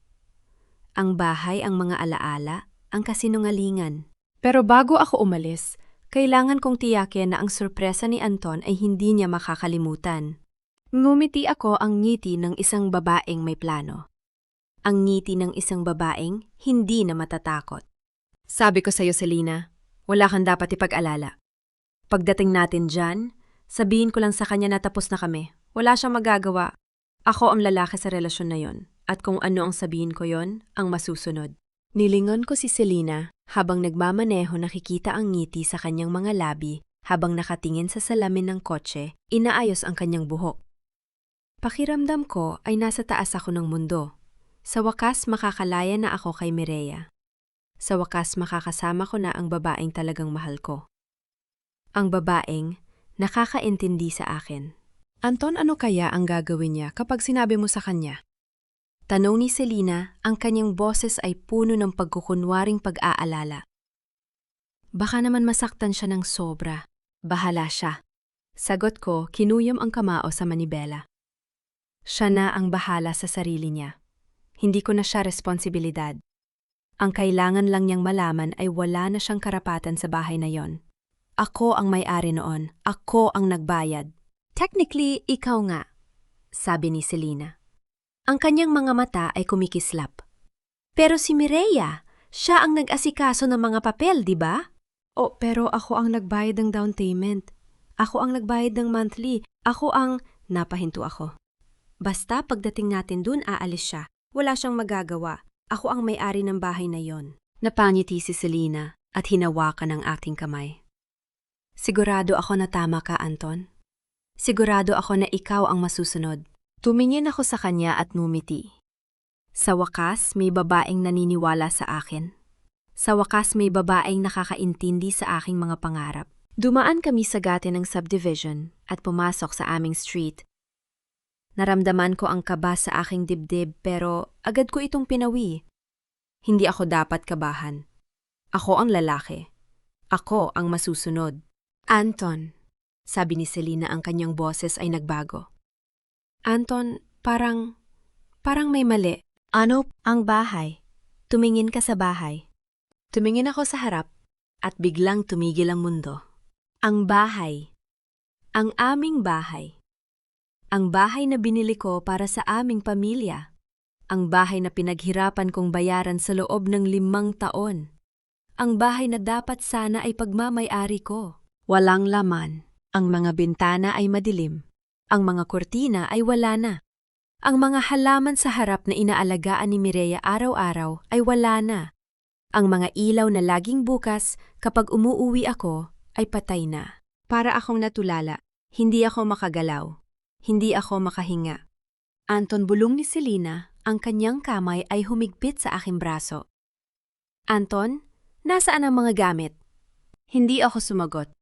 Binuksan ko ang pinto ng kotse at lumabas ang aking mga paa ay mabigat na parang tingga.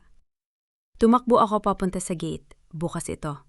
Tumakbo ako papunta sa pinto, nakalock ito. May susi ka ba? Tanong ni Selena nasa likod ko na. Kinapa ko ang aking bulsa at kinuha ang susi. Nanginginig ang aking mga kamay habang binubuksan ko ang pinto. Nang bumukas ito ang amoy ng bahay.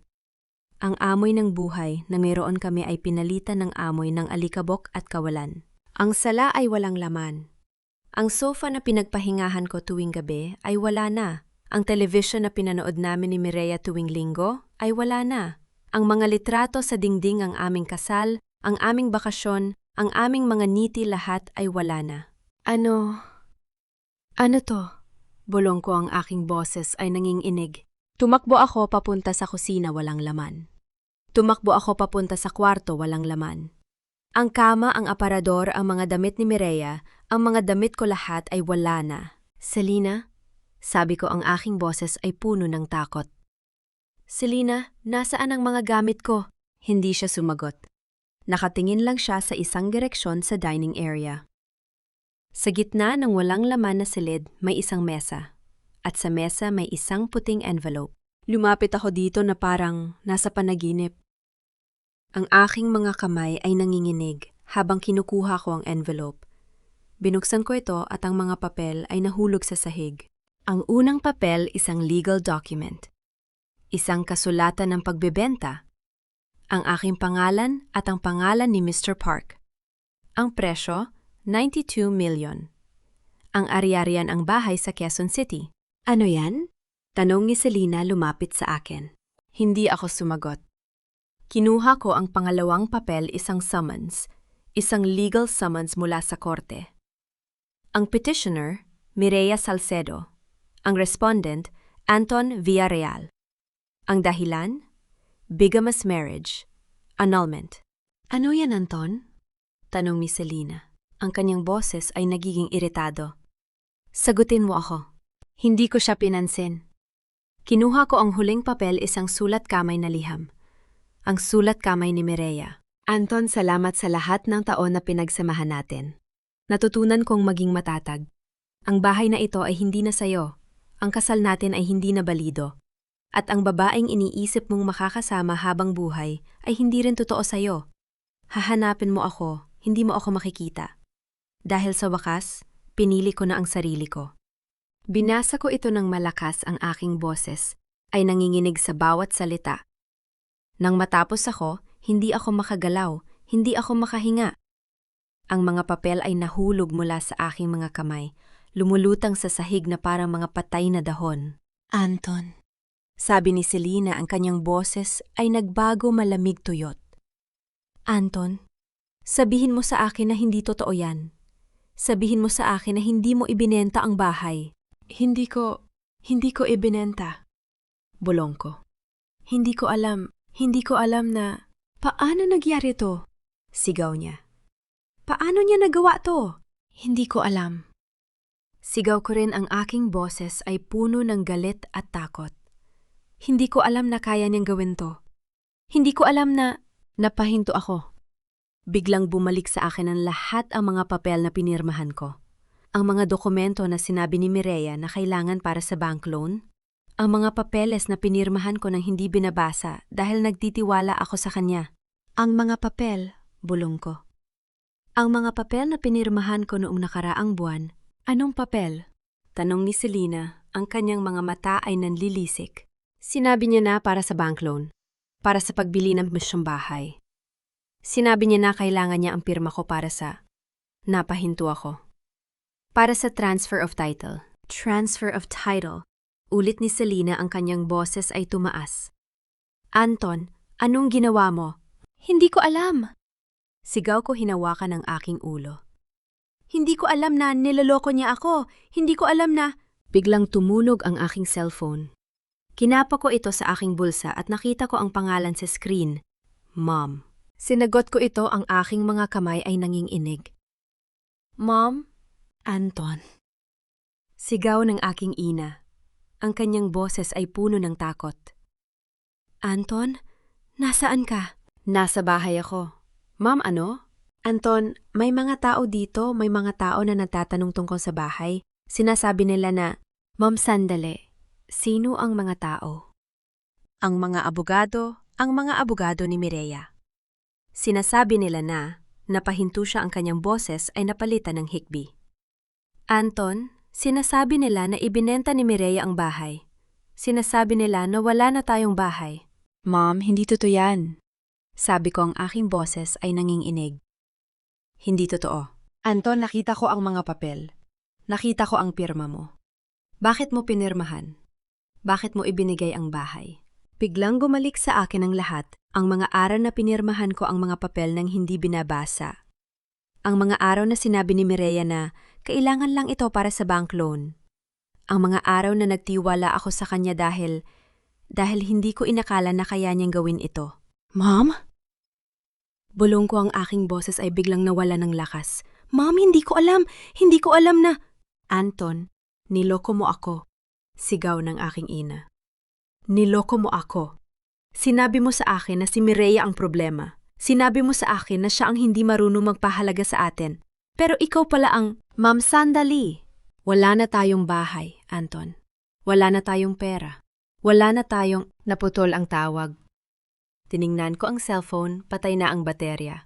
O baka binabaan ako ng aking ina. Anton, sabi ni Selena, ang kanyang boses ay malamig. Anton, ano ang gagawin natin?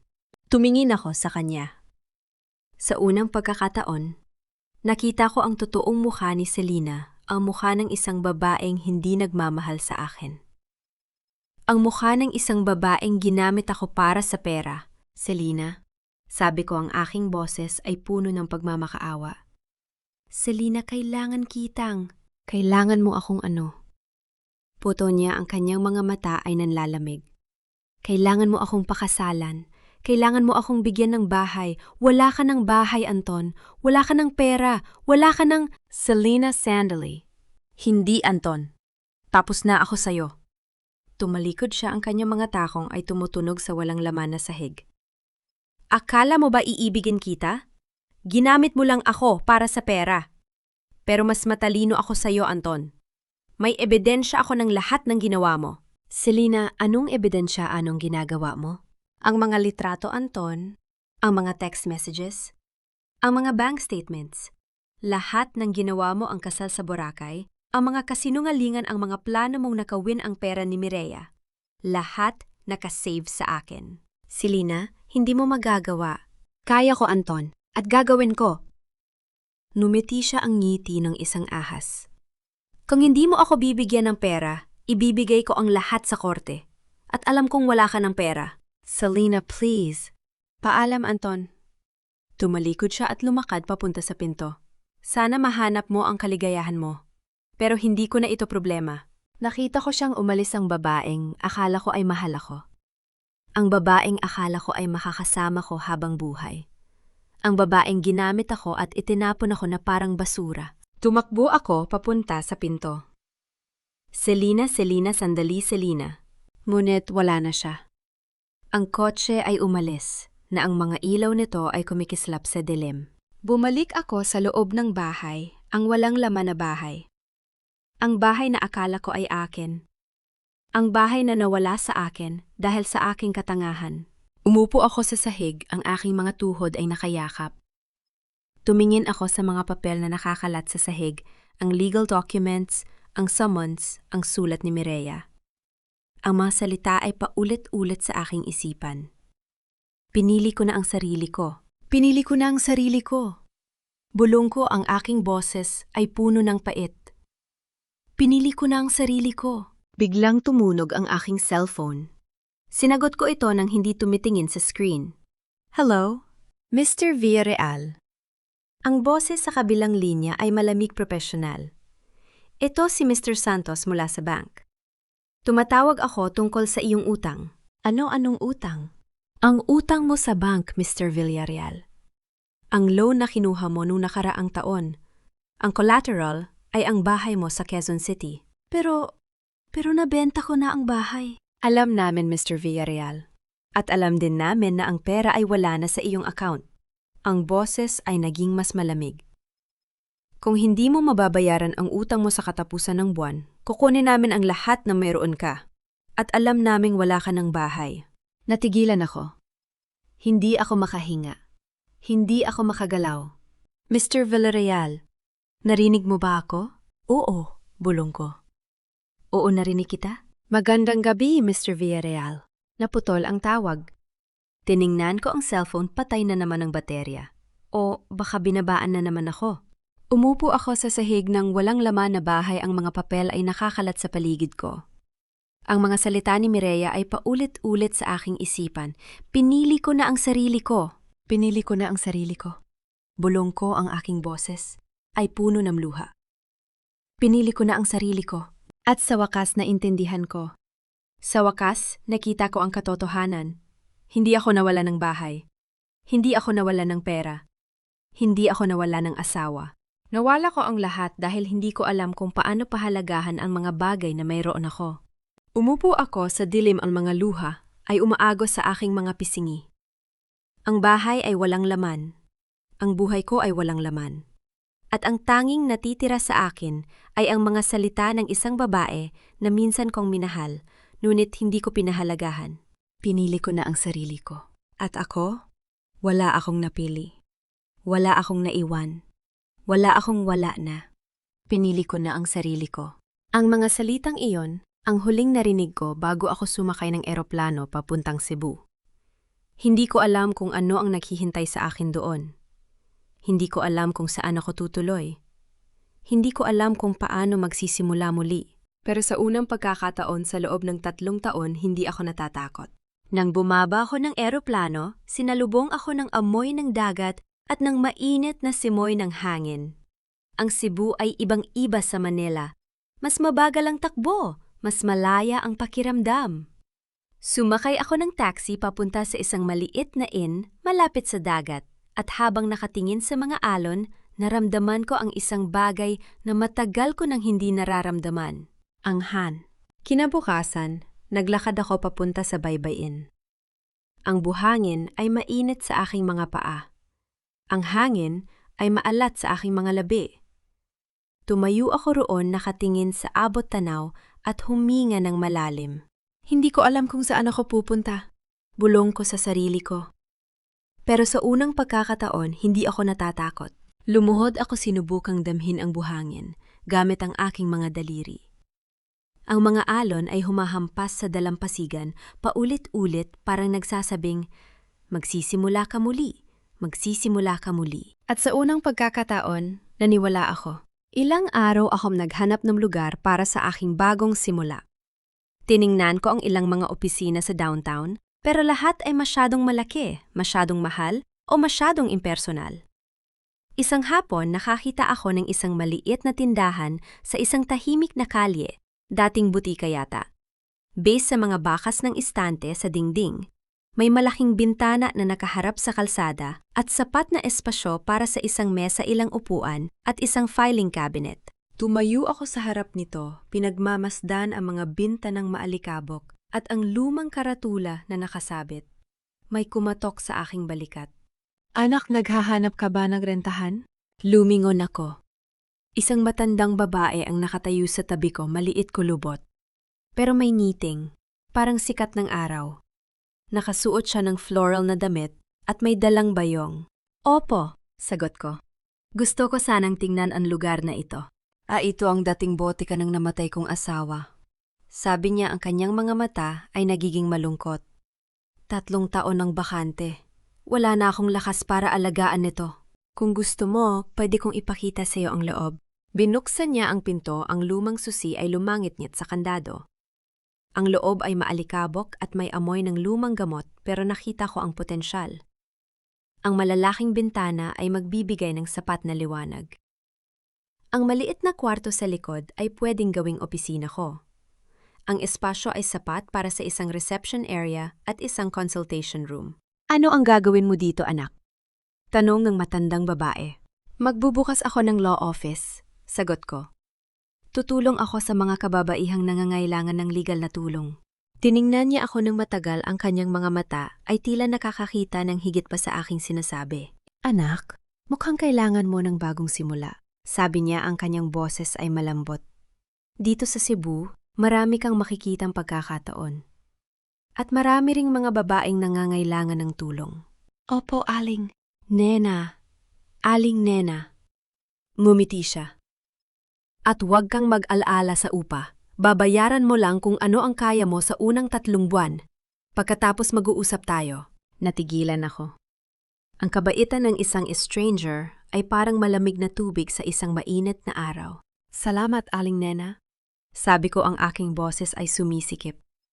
Salamat. Ngumiti siya at tinapik ang aking balikat. Mag-ingat ka, anak. Ang Cebu ay mabait sa mga taong naghahanap ng pag-asa. Nang gabing iyon, natulog ako ng may ngiti sa aking mga labi. Sa unang pagkakataon sa mga buwan, naramdaman kong may hinihintay akong magandang mangyari. Makalipas ang 1 linggo, dumating si Liza sa Cebu. Nakita ko siyang bumaba ng bus, may dalang 2 malalaking maleta at isang rice cooker. Ang kanyang buhok ay gusot, ang kanyang damit ay kulubot, pero ang kanyang ngiti ay maliwanag. Ati? Sigaw niya kumakaway habang tumatakbo papunta sa akin. Nandito na ako. Niyakap ko siya ng mahigpit. Liza? Bakit ka nandito? Akala ko ba mananatili ka sa Manila? Ati, alam kong magsisimula tayo sa wala. Sabi niya, ang kanyang mga mata ay tila nagniningning. Pero okay lang. Nagsimula rin ako sa wala noon. At tingnan mo ako ngayon. May trabaho ako, may lugar na matutuluyan, may pag-asa. Hindi mo ba ako pwedeng samahan dito? Liza, hindi ko alam kung kakayanin kong bayaran ang sweldo mo. Ati, hindi ako naghahanap ng sweldo. Putol niya. Naghahanap ako ng layunin at nahanap ko yon sa'yo. Nung tinulungan mo ako nung panahong yon, nang ako sa sarili ko na hindi kita iiwan. At hindi ako bumabalik sa pangako ko. Tumawa ako ang unang beses na taimtim akong tumawa sa mga linggo.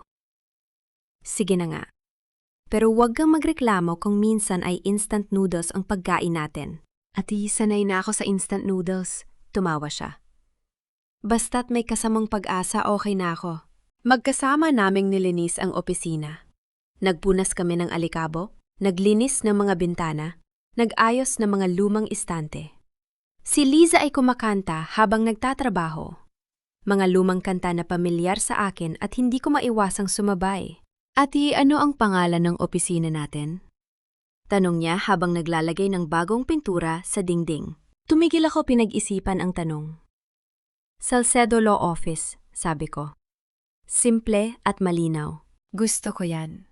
Ngumiti siya. Ati Mireya Salcedo ang babaeng nagpabago ng kanyang tadhana. Natawa ako. Liza, masyado kang dramatic. Totoo naman. Tumawa siya. Tingnan mo mula sa malaking bahay sa Quezon City ngayon, nasa maliit na opisina tayo sa Cebu. Pero masaya ka, di ba? Tiningnan ko ang maliit na espasyo. Ang mga bagong pinturang dingding ang lumang mesa na binili namin sa Segunda Mano. Ang mga upuan na inayos namin gamit ang lumang tela. Hindi ito kasing ganda ng opisina ko sa Manila. Pero ito ay akin. Oo, Lisa. Sabi ko ang aking ngiti ay taimtim. Masaya ako. Makalipas ang 2 linggo, binuksan namin ang opisina. Walang grand opening, walang ribbon cutting, walang mga bisita. Binuksan lang namin ang pinto at naghintay. Ang unang araw ay walang dumating. Ang ikalawang araw ay wala rin. Sa ikatlong araw, habang nag-aayos ako ng mga file, may kumatok sa pinto. Ari Salcedo? Tumiin ako. Isang babae mga 25 anyos ang nakatayo sa pintuan. Payat maputla ang mata ay sara-sara at namumula. Nakasuot siya ng lumang damit at may dalang maliit na bag na tila laman lahat ng ari-arian niya. Ako po si Marites. Sabi niya, ang kanyang boses ay nanginginig. Kailangan ko po ng tulong. Pasok, pasok! Sabi ko, inaakay siya papasok. Ano ang nangyari? Umupo siya sa harap ng mesa ko. Ang kanyang mga kamay ay nanginginig. Tumingin siya sa akin at nakita ko ang isang bagay na pamilyar sa kanyang mga mata. Ang parehong sakit na naramdaman ko nung natuklasan ko ang katotohanan. Ati, iniwan ako ng asawa ko. Sabi niya, ang kanyang boses ay puno ng luha. Wala akong pera. Wala akong matutuluyan. Pwede mo ba akong tulungan? Tiningnan ko siya, ang kanyang mga kamay na nanginginig, ang kanyang mga mata na puno ng sakit. Ang kanyang katawan na tila gustong gumuho. Nakita ko ang sarili ko sa kanya. Nakita ko ang babaeng ilang buwan na ang nakalipas ay nakaupo sa harap ng laptop, natuklasan ang mga litrato ng kasal ng kanyang asawa sa ibang babae. Umupo ako sa tabi niya, hinawakan ng kanyang kamay. Marites, sabihin mo sa akin ang lahat. Sabi ko, ang aking boses ay malambot. Mula sa simula. At habang kinukwento niya ang kanyang kwento, ang kanyang asawa na nangako ng habang buhay, ang kanyang asawa na biglang nagbago, ang kanyang asawa na umalis kasama ang lahat ng kanilang ipon.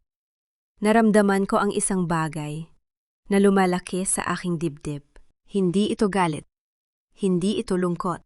Ito ay determinasyon. Marites, sabi ko, hinawakan ng kanyang kamay ng mas mahigpit. Oo, tutulungan kita. At hindi kita pababayaan. Tumingin siya sa akin, ang kanyang mga mata ay puno ng pag-asa. Ang pag-asa na matagal ko nang hindi nakikita sa sarili ko. Salamat, ati! Bulong niya. Salamat!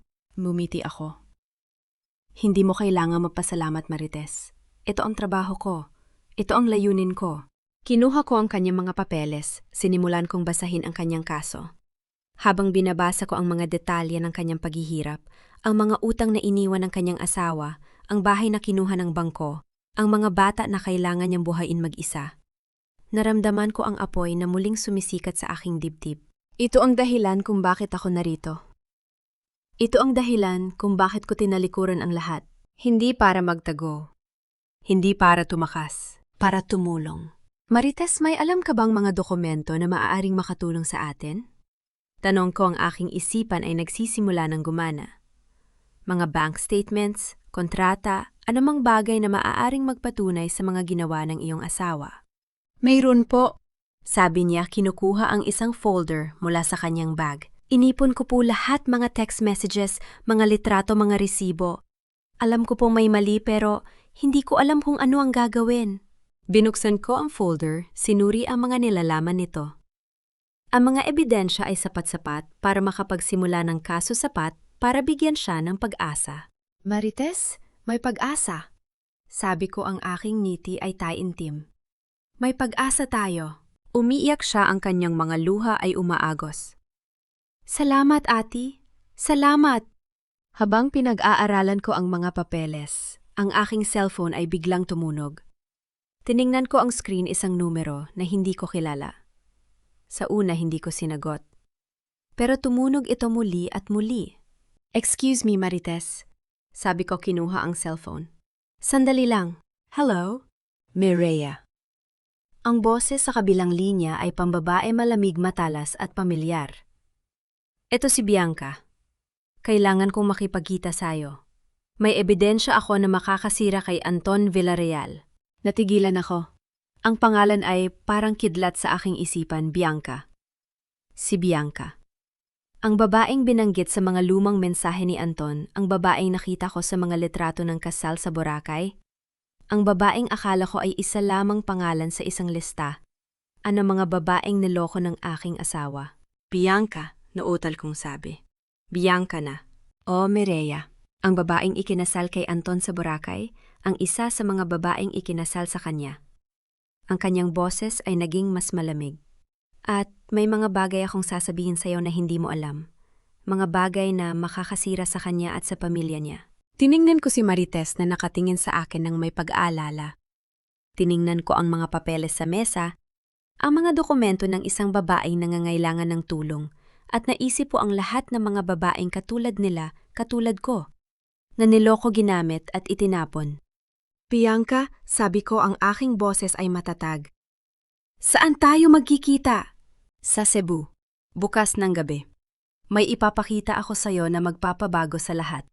Naputol ang tawag. Tiningnan ko ang cellphone, ang screen ay madilim.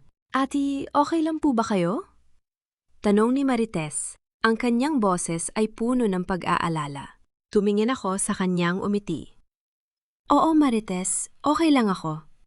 Inilapag ko ang cellphone, ibinalik ang aking atensyon sa kanyang mga papeles.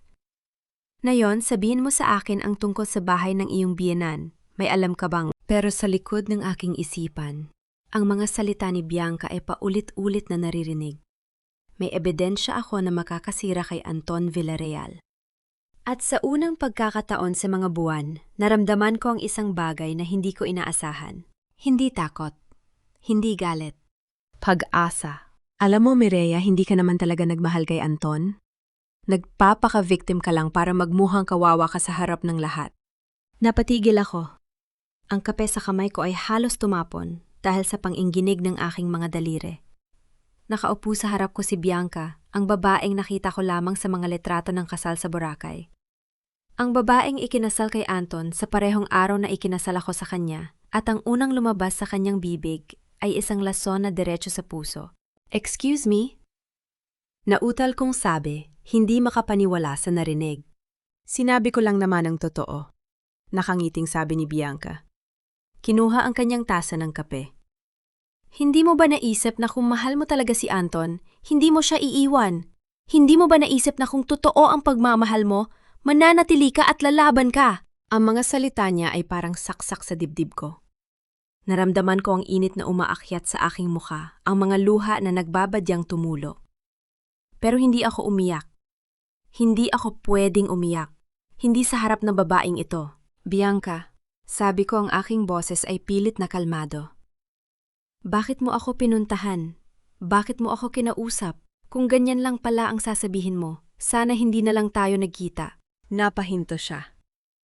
Ang kanyang ngiti ay unti-unting nawala, napalitan ng isang seryosong ekspresyon na hindi ko inaasahan. Kasi, mahina niyang sabi, alam kong ginamit ni Anton ang pangalan mo para sa mga illegal na transaksyon. May ebidensya ako. Gusto kong ibagsak siya. Natigilan ako. Ang mundo ay tila huminto sa pag-ikot. Ano, bulong ko, hindi makapaniwala. Binuksan ni Bianca ang kanyang bag, kinuha ang isang makapal na folder. Inilapag niya ito sa mesa. Sa pagitan namin ang mga dokumento ay nakaayos ng maayos. Anton, simula niya, ay may mga utang, malalaking utang. At ginamit niya ang pangalan mo, ang iyong pirma, ang iyong mga dokumento para kumuha ng mga pautang mula sa iba't ibang bangko. Binuksan ko ang folder. Ang aking mga kamay ay nanginginig. Ang mga papel ay puno ng mga numero, mga kontrata, mga dokumento na may aking pangalan. Pero hindi ko nilagdaan ang mga ito. Hindi ko alam ang mga ito. Mahigit 20 milyong piso, sabi ni Bianca, ang kanyang boses ay walang emosyon. Iyon ang kabuuang utang na nasa pangalan mo. Kung hindi ka kikilos, ikaw ang mananagot. Ikaw ang mawawala ng lahat. Ang iyong pangalan, ang iyong reputasyon, ang iyong kinabukasan. Ang aking puso ay tumibok ng napakabilis. Naramdaman ko ang pagkahilo, ang mundo ay umiikot sa paligid ko. Akala ko tapos na ako sa kanya. Bulong ko ang aking boses ay puno ng sakit. Pero patuloy pa rin niya akong sinisira. Kahit malayo na ako, kahit nag-move on na ako, patuloy pa rin siyang sumisira sa akin. Tiningnan ako ni Bianca. Ang kanyang mga mata ay may kakaibang liwanag. Kaya nga ako narito, Mireya, hindi lang para sabihin sa'yo ang masamang balita. Narito ako para tulungan kang ibagsak siya. Bakit? Tanong ko hindi makapaniwala. Bakit mo gagawin ito? Hindi ba ikaw ang babaeng pinakasalan niya sa Boracay? Napangiti si Bianca. Ngunit ang ngeti ay hindi umabot sa kanyang mga mata. Oo, pinakasalan niya ako. Pero hindi niya alam na alam ko ang lahat. Hindi niya alam na alam kong may iba pa siyang babae, hindi lang ikaw, hindi lang ako. May iba pa. Marami pang iba. Kinabahan ako. Iba pa. 3 kaming babae na pinakasalan niya sa iba't ibang lugar. Sabi ni Bianca, ang kanyang boses ay malamig. Ako sa Boracay, ikaw sa Manila, at isa pa sa Davao. Hindi mo alam yon, di ba? Ang mundo ay tila gumuho sa harap ko. 3. 3 babae. 3 kasal. 3 buhay na sinira ni Anton. Pero hindi ko kayang gawin ito mag-isa. Patuloy ni Bianca. Kailangan ko ng kasama. Kailangan ko ng isang taong may alam sa batas. Kailangan ko ng isang taong gustong makita siyang mahulog. Tumingin ako sa mga dokumento sa harap ko. Ang mga papel na may aking pangalan, ang mga utang na hindi ko alam, ang mga krimen na hindi ko ginawa. Bianca, sabi ko, ang aking boses ay unti-unting lumalakas. Hindi na ako magtatago. Oras na para harapin ko siya. Mumiti si Bianca, ang kanyang mga mata ay kumikinang. Iyon ang gusto kong marinig. 3 araw ang lumipas bago kami handa. 3 araw ng pag-aaral ng mga dokumento, pagpaplano ng bawat galaw, pagtiyak na walang pagkakamali. Si Bianca ay magiging pangunahing testigo. Siya ang may hawak ng mga ebidensya. Siya ang nakakaalam ng mga detalye ng mga illegal na transaksyon ni Anton. Kailangan nating tiyakin na hindi siya makakatakas. Sabi ko kay Bianca habang nag-aayos kami ng mga papeles sa aking opisina. Kailangan nating tiyakin na hindi niya magagamit ang kanyang pera o kanyang koneksyon para makalaya. Alam ko, sabi ni Bianca, ang kanyang boses ay determinado. Pero may isa pa tayong problema. Ano iyon? Si Doña Pilar, sabi niya, ang kanyang mga mata ay nagseryoso. Alam kong may alam siya sa mga ginagawa ni Anton. At kung magdesisyon siyang protektahan ng anak niya, maaaring magulo ang lahat. Napaisip ako, si Doña Pilar. Ang babaeng minsang tinawag akong anak, ang babaeng tumulong sa pagtatago ng kasal ni Anton kay Selena, ang babaeng sumira sa akin sa harap ng maraming tao. Hayaan mo siya. Sabi ko, ang aking boses ay matatag. Kung gusto niyang protektahan ang anak niya, haharapin ko rin siya. Hindi na ako natatakot sa kanya. Tiningnan ako ni Bianca. Ang kanyang mga mata ay may paghangga. Mireya, iba ka na. Iba ka na talaga. Mumiti ako. Oo, iba na ako. At iyon ang dahilan kung bakit mananalo tayo. Ang tawag ay dumating makalipas ang 2 linggo. Ati Salcedo, sabi ng bose, sa kabilang linya, isa sa mga opisyal ng NBI na nakausap namin. Naipatupad na namin ang warrant of arrest kay Mr. Anton Villarreal kaninang umaga. Kasalukuyan siyang nasa kustudya ng mga otoridad. Naramdaman ko ang isang kakaibang pakiramdam. Hindi galit, hindi tuwa, kundi isang malalim na kaluwagan sa wakas. Sa wakas ay nahuli na siya. Salamat. Sabi ko, ang aking boses ay kalmado. Salamat sa pag-update sa akin. Pagkatapos ng tawag, tumingin ako kay Bianca, na nakaupo sa harap ko, ang kanyang mga mata ay puno ng pag-asa. Nahuli na nila si Anton, sabi ko. Napahinga si Bianca, ang kanyang mga balikat ay lumuwag. Sa wakas ay makakapagpahinga na ako. Pero alam kong hindi pa tapos ang laban. Hindi pa tapos ang lahat. Makalipas ang 3 araw, may dumating na bisita sa aking opisina. Atini Salcedo, sabi ni Liza, ang aking sekretarya, ang kanyang boses ay nag-aalala. May bisita po kayo, si Doña Pilar Villarreal. Natigilan ako, si Doña Pilar. Narito siya sa Cebu, sa aking opisina. Papasukin mo siya. Sabi ko, ang aking boses ay kalmado. Pumasok si Doña Pilar, ang kanyang muha ay matanda, ang kanyang mga mata ay puno ng pagod. Hindi na siya ang babaeng nakilala ko noon. Ang babaeng puno ng kayabangan at kapangyarihan. Ngayon siya ay isang ina na nawawala ng anak. Mireya, anak. Sabi niya, ang kanyang boses ay nanginginig. Patawarin mo kami. Iligtas mo si Anton. Siya lang ang nag-iisang anak ko. Tumingin ako sa kanya. Ang babaeng minsang nagturo sa akin na ako ay walang halaga. Ang babaeng minsang tumulong sa pagtatago ng kasal ng kanyang anak. Ang babaeng sumira sa akin sa harap ng maraming tao. Doña Pilar, sabi ko, ang aking boses ay mahinahon. Hindi ko kayang iligtas ang taong ayaw iligtas ang sarili niya, pero hindi ko rin siya pababayaan sa kulungan. Haharapin niya ang batas at yun ang tanging paraan para matuto siya. Umiiyak si Doña Pilar, ang kanyang mga luha ay umaagos sa kanyang mga pismi. Pero anak, hindi mo maintindihan. Si Anton, siya lang ang lahat sa akin. Kung mawawala siya, mawawala rin ako. Hindi, Doña Pilar, mahinahon kong sabi. Hindi siya mawawala. Makukulong siya, oo, pero hindi siya mawawala. At kapag lumabas siya, magkakaroon siya ng pagkakataon na magbago. Ang tanging paraan para matuto siya ay ang harapin ang mga kahihinatnan ng kanyang mga ginawa. Tumingin siya sa akin, ang kanyang mga mata ay puno ng sakit. Mireya, hindi mo ba ako minsang minahal bilang anak?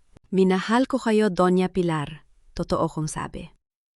Minahal ko kayo bilang isang ina, pero hindi ninyo ako minahal bilang anak. Ginamit ninyo ako. Ginamit ninyo ako para sa inyong kapakaan, para sa inyong pangalan, para sa inyong kayabangan. Natahimik siya. Walang masabi. Alam kong mahirap ito para sa inyo, patuloy ko. Alam kong mahal ninyo si Anton. Pero hindi ko kayang iligtas ang taong ayaw iligtas ang sarili niya. Ang tanging magagawa ko ay tiyakin na haharapin niya ang batas at iyon ang tanging paraan para matuto siya. Tumayo si Doña Pilar, ang kanyang mga kamay ay nanginginig. Mireya, hindi kita mapapatawad. Hindi ko kayo hinihinga ng kapatawaran, Doña Pilar. Mahinahon kang sabi. Hinihingi ko lang na tanggapin ninyo ang katotohanan, at ang katotohanan ay si Anton ay hindi inosente. Si Anton ay nagkasala, at kailangan niyang harapin ang mga kahihinatnan. Umalis si Doña Pilar nang walang ibang salita. Tiningnan ko siya habang umaalis ang kanyang likod ay nakayuko, ang kanyang mga balikat ay nanginginig. Naramdaman ko ang isang kakaibang pakiramdam, hindi galit, hindi lungkot, isang malalim na awa. Pero alam kong tama ang aking ginagawa. Alam kong ito ang tanging paraan. Ang araw ng pagdinig ay dumating ng mabilis. Nakatayo ako sa harap ng hukuman, ang aking mga dokumento ay nasa aking mga kamay, ang aking isipan ay malenaw. Nakita ko si Anton sa kanyang kulay kahel na uniforme. Ang kanyang mukha ay matanda, ang kanyang mga mata ay walang liwanag. Hindi na siya ang gwapo, mayamang, negosyante na nakilala ko noon. Ngayon siya ay isang lalaking nawala ng lahat. Mireya, bulong niya nang makita ako, ang kanyang boses ay puno ng pagsusumamo. Mireya, patawarin mo ako. Patawarin mo ako sa lahat. Tumingin ako sa kanya. Ang lalaking minsang minahal ko. Ang lalaking minsang pinang-arap kong makasama habang buhay. Ang lalaking sumira sa akin, na gumamit sa akin, na nagtaksil sa akin. Anton, mahinahon kong sabi. Hindi kita mapapatawad. Hindi pa. Pero hindi rin kita kayang kamuhian. Ang kaya ko lang gawin ay hayaan kang harapin ang mga kahihinatnan ng iyong mga ginawa. Umiiyak siya, ang kanyang mga luha ay umaagos. Mireya, mahal kita. Mahal pa rin kita. Hindi, Anton. Malungkot kong sabi. Hindi mo ako minahal. Minahal mo ang ideya ng pagkakaroon ng asawa. Minahal mo ang ideya ng pagkakaroon ng isang taong mag-aalaga sa'yo. Pero hindi mo ako minahal bilang isang tao. Tumingin siya sa akin. Ang kanyang mga mata ay puno ng sakit. Mireya, wala na, Anton. Sabi ko, ang aking boses ay matatag. Wala na ang lahat. Ngayon haharapin mo ang batas. At yon ang tanging paraan para matuto ka. Ang hatol ay dumating makalipas ang 1 linggo. Si Anton Villarreal ay napatunayang nagkasala ng financial fraud paggamit ng peking dokumento at panloloko sa mga bangko, sabi ng hukom. Ang kanyang boses ay malinaw at matatag.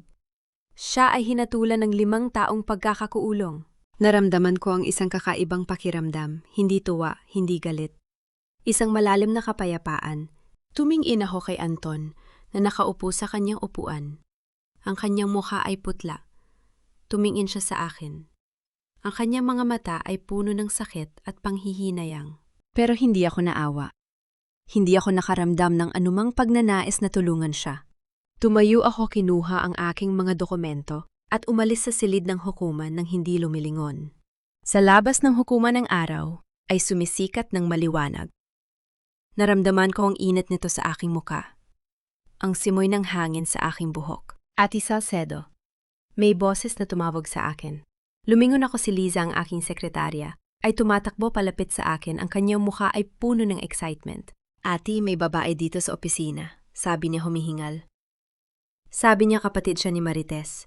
Gusto niya magpasalamat sa iyo at sabi niya may kilala siyang ibang babae na nangangailangan ng tulong mo. Napangiti ako. Ang aking puso ay lumaki sa tuwa. Ano ang pangalan niya? Tanong ko. Elena po, sabi ni Liza. Elena Santos. Sabi niya ang kanyang kapatid ay isa sa mga unang kliyente natin at ngayon gusto niyang tulungan ang kanyang kaibigan na dumadaan sa parehong pinagdaanan ni Marites. Tumingin ako sa langit.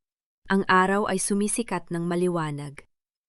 Naramdaman ko ang isang malalim na kapayapaan, ang kapayapaan na matagal ko nang hinahanap. Tara na, sabi ko. Ang aking mga hakbang ay magaan. May trabaho tayo. Ang hangin sa Cebu ay maaliwalas na yung umaga. Nakatayo ako sa harap ng aking opisina, tinitingnan ang bagong karatula, nakakalagay pa lang, Salcedo Legal Services, para sa mga babaeng nagsisimula-mulay. 6 na buwan na ang lumipas mula nang umalis ako sa Manila. 6 na buwan mula nang iwan ko ang bahay na yon, ang kasal na yon. Ang babaeng yon na hindi ko nakilala. At ngayon nakatayo ako rito hindi bilang si Mireya na asawa ni Anton, kundi bilang si Mireya na pinili ang sarili. Bumukas ang pinto ng opisina at lumabas si Liza bitbit ang isang tasa ng kape. Ati, nandito na po ang bagong kliyente. Medyo maaga siya. Okay lang, nakangiting sabi ko. Ihanda mo na ang conference room. Tumango si Liza at bumalik sa loob. Tiningnan ko muli ang karatula, hinayaan kong tumagos sa akin ang mga salita. Para sa mga babaeng nagsisimula muli, hindi ko alam na ganito pala ang magiging kahulugan ng aking buhay. Hindi ang pagiging abogado ng mga mayayamang negosyante, kundi ang pagiging sandigan ng mga babaeng katulad ko. Pumasok ako sa opisina at nakita ko ang isang babaeng nakaupo sa upuan. Ang kanyang mga kamay ay nanginginig, ang kanyang mga mata ay namumula sa pag-iyak.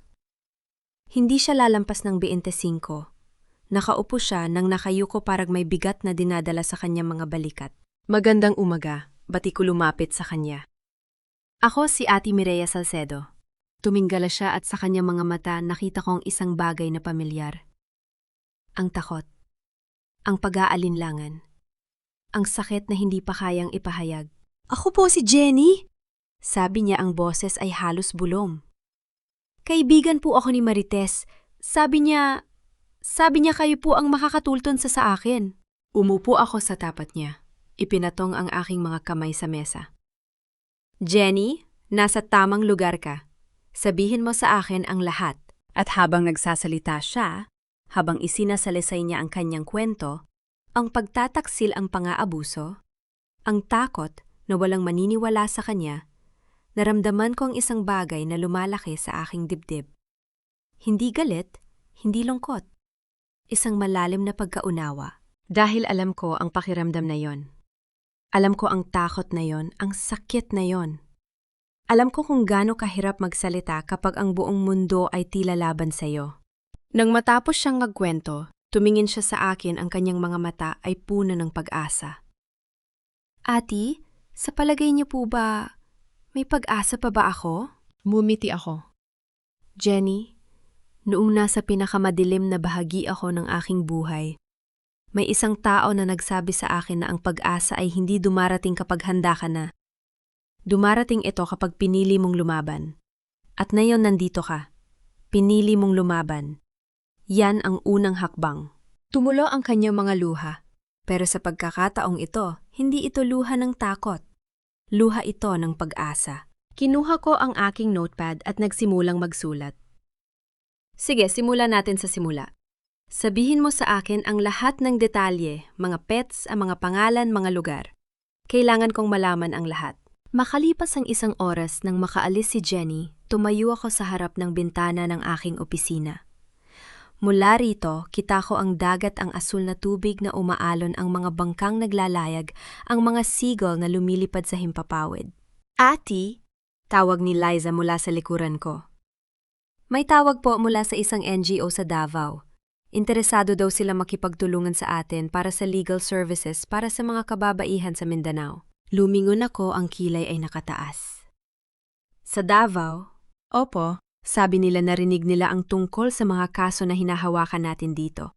Gusto raw nila ng katulad na programa sa kanilang lugar. Tiningnan ko si Liza, isang ngiti ang gumuhit sa aking mga labi. Liza, mukhang mas marami pa tayong gagawin. Mumiti siya pabalik. Ang kanyang mga mata ay kumikinang. Ati, handa ako. Kahit saan tayo pumunta, susunod ako. Tumalikod ako at tumingin muli sa dagat. Ang hangin ay humihip ng marahan, dala ang amoy ng asin at ng bagong simula. Naramdaman ko ang aking puso tahimik, payapa, malaya. Hindi ako nanalo dahil naghiganti ako. Nanalo ako dahil pinili ko ang sarili ko. At yon ang pinakamagandang desisyon na nagawa ko. Sa wakas, malaya na ako. At sa unang pagkakataon sa buhay ko, alam kong nasa tamang lugar ako. Mga mahal kong tagapakinig, nandito na tayo sa dulo ng mahabang paglalakbay na ito. Nang isulat ko ang huling eksena, ang pagtayo ni Mireya sa harap ng kanyang opisina sa Cebu, ang simoy ng hangin mula sa dagat, ang ngiti na sa wakas ay totoo na may kakaibang bigat sa aking dibdib. Hindi difícil malungkot ako, kundi dahil sa mga sandaling yon, habang inilalagay ko ang mga salita sa bibig ng isang karakter na likha lamang ng imahinasyon. Naramdaman ko ang tinig ng libu-libong kababaihan na maaaring nakikinig sa akin ngayon. Yung mga babaeng tahimik na umiiyak sa gabi habang natutulog ang asawa nilang hindi nila makilala. Yung mga babaeng nagtitiis dahil natatakot silang mag-isa. Yung mga babaeng nakalimutan na kung paano mangarap para sa kanilang sarili. Madalas kong isipin habang sinusulat ko ang kwento ni Mireya na ang pinakamalungkot na bahagi ng pagtataksil ay hindi ang pagkawala ng taong minahal mo, kundi ang pagkawala ng tiwala mo sa sarili mong paghuhusga. May isang sandali sa kwento kung saan hinawakan ni Mireya ang kanyang tiyan habang nakatingin sa mga litrato ng kasal ni Anton at Selena. Hindi ko ito isinulat sa simula, pero habang binubuo ko ang eksena, naramdaman kong kailangan ito. Dahil alam ko sa paraang hindi ko maipaliwanag na may ganitong pakiramdam ang mga babaeng dinaya, parang may mali sa iyong katawan. Parang ang iyong buong pagkatao ay niloko, hindi lang ang iyong puso, at sa mga sandaling iyon ang unang tanong na bumabagabag ay hindi, bakit niya ginawa yon, kundi, ano bang mali sa akin? Hayanin niyong ibahagi ko sa inyo ang isang bagay na natuklasan ko habang isinusulat ang kwentong ito. Sa totoong buhay, ang mga babaeng katulad ni Mireya ay hindi palagi may plano. Hindi lahat sila ay may sapat na lakas para lumaban agad. At hindi yan kahinaan. Sa katunayan, ang pagtitiis kahit gaano ito katagal ay isang paraan ng pag-survive. Hindi tayo dapat magmadaling husgahan ang mga babaeng hindi pa kayang umalis sa kanilang sitwasyon. Ang pag-alis ay hindi isang desisyon na dumarating sa isang iglap. Ito ay isang proseso na nagsisimula sa maliit na kamalayan, yung sandaling na pagtanto mong hindi ka na nakikilala ng taong katabi mo o yung sandaling naramdaman mo ang iyong katawan ay naninigas tuwing maririnig mo ang kanyang yabag paakyat ng hagdan. Para sa mga babaeng nakikinig ngayon na nasa ganitong sitwasyon pa rin ang inyong nararamdaman ay totoo at hindi kayo nag-iisa. Hindi kailangang perpekto ang inyong pagtakas. Hindi kailangang maganda ang inyong kwento. Ang mahalaga ay ang inyong kaligtasan, ang inyong kapayapaan, ang inyong sarili.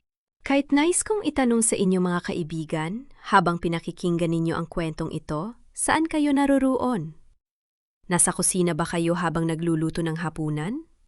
Nasa biyahe ba kayo pauwi mula sa trabaho, pagod at parang gusto ng sumuko? O nakahiga ba kayo sa dilim, iniisip kung paano ninyo haharapin ang inyong sariling laban? Ano man ang inyong sitwasyon, nais kong malaman ninyo na ang kwento ni Mireya ay hindi lamang tungkol sa paghihigan, ito ay tungkol sa pagpili sa sarili araw-araw. Kahit maliit na hakbang lang. Kung kayo ang nasa kalagayan ni Mireya, ano ang gagawin ninyo? Ibahagi ninyo ang inyong mga saloobin sa comment section dahil dito sa ating komunidad may laging nakikinig. I-like at i-share ninyo ang kwentong ito sa mga babaeng maaaring nangangailangan ng lakas ng loob na marinig ito ngayon. Maaaring kayo ang dahilan kung bakit may isang babaeng magigising bukas at magdesisyong mahalin muli ang sarili. Sana ay dalhin ninyo sa inyong pagtulog ang aral ng kwentong ito na ang tunay na tagumpay ay hindi nasusukat sa kung gaano kayo katagal nagtiis, kundi sa kung gaano ninyo kamahal ang inyong sarili upang magsimula muli.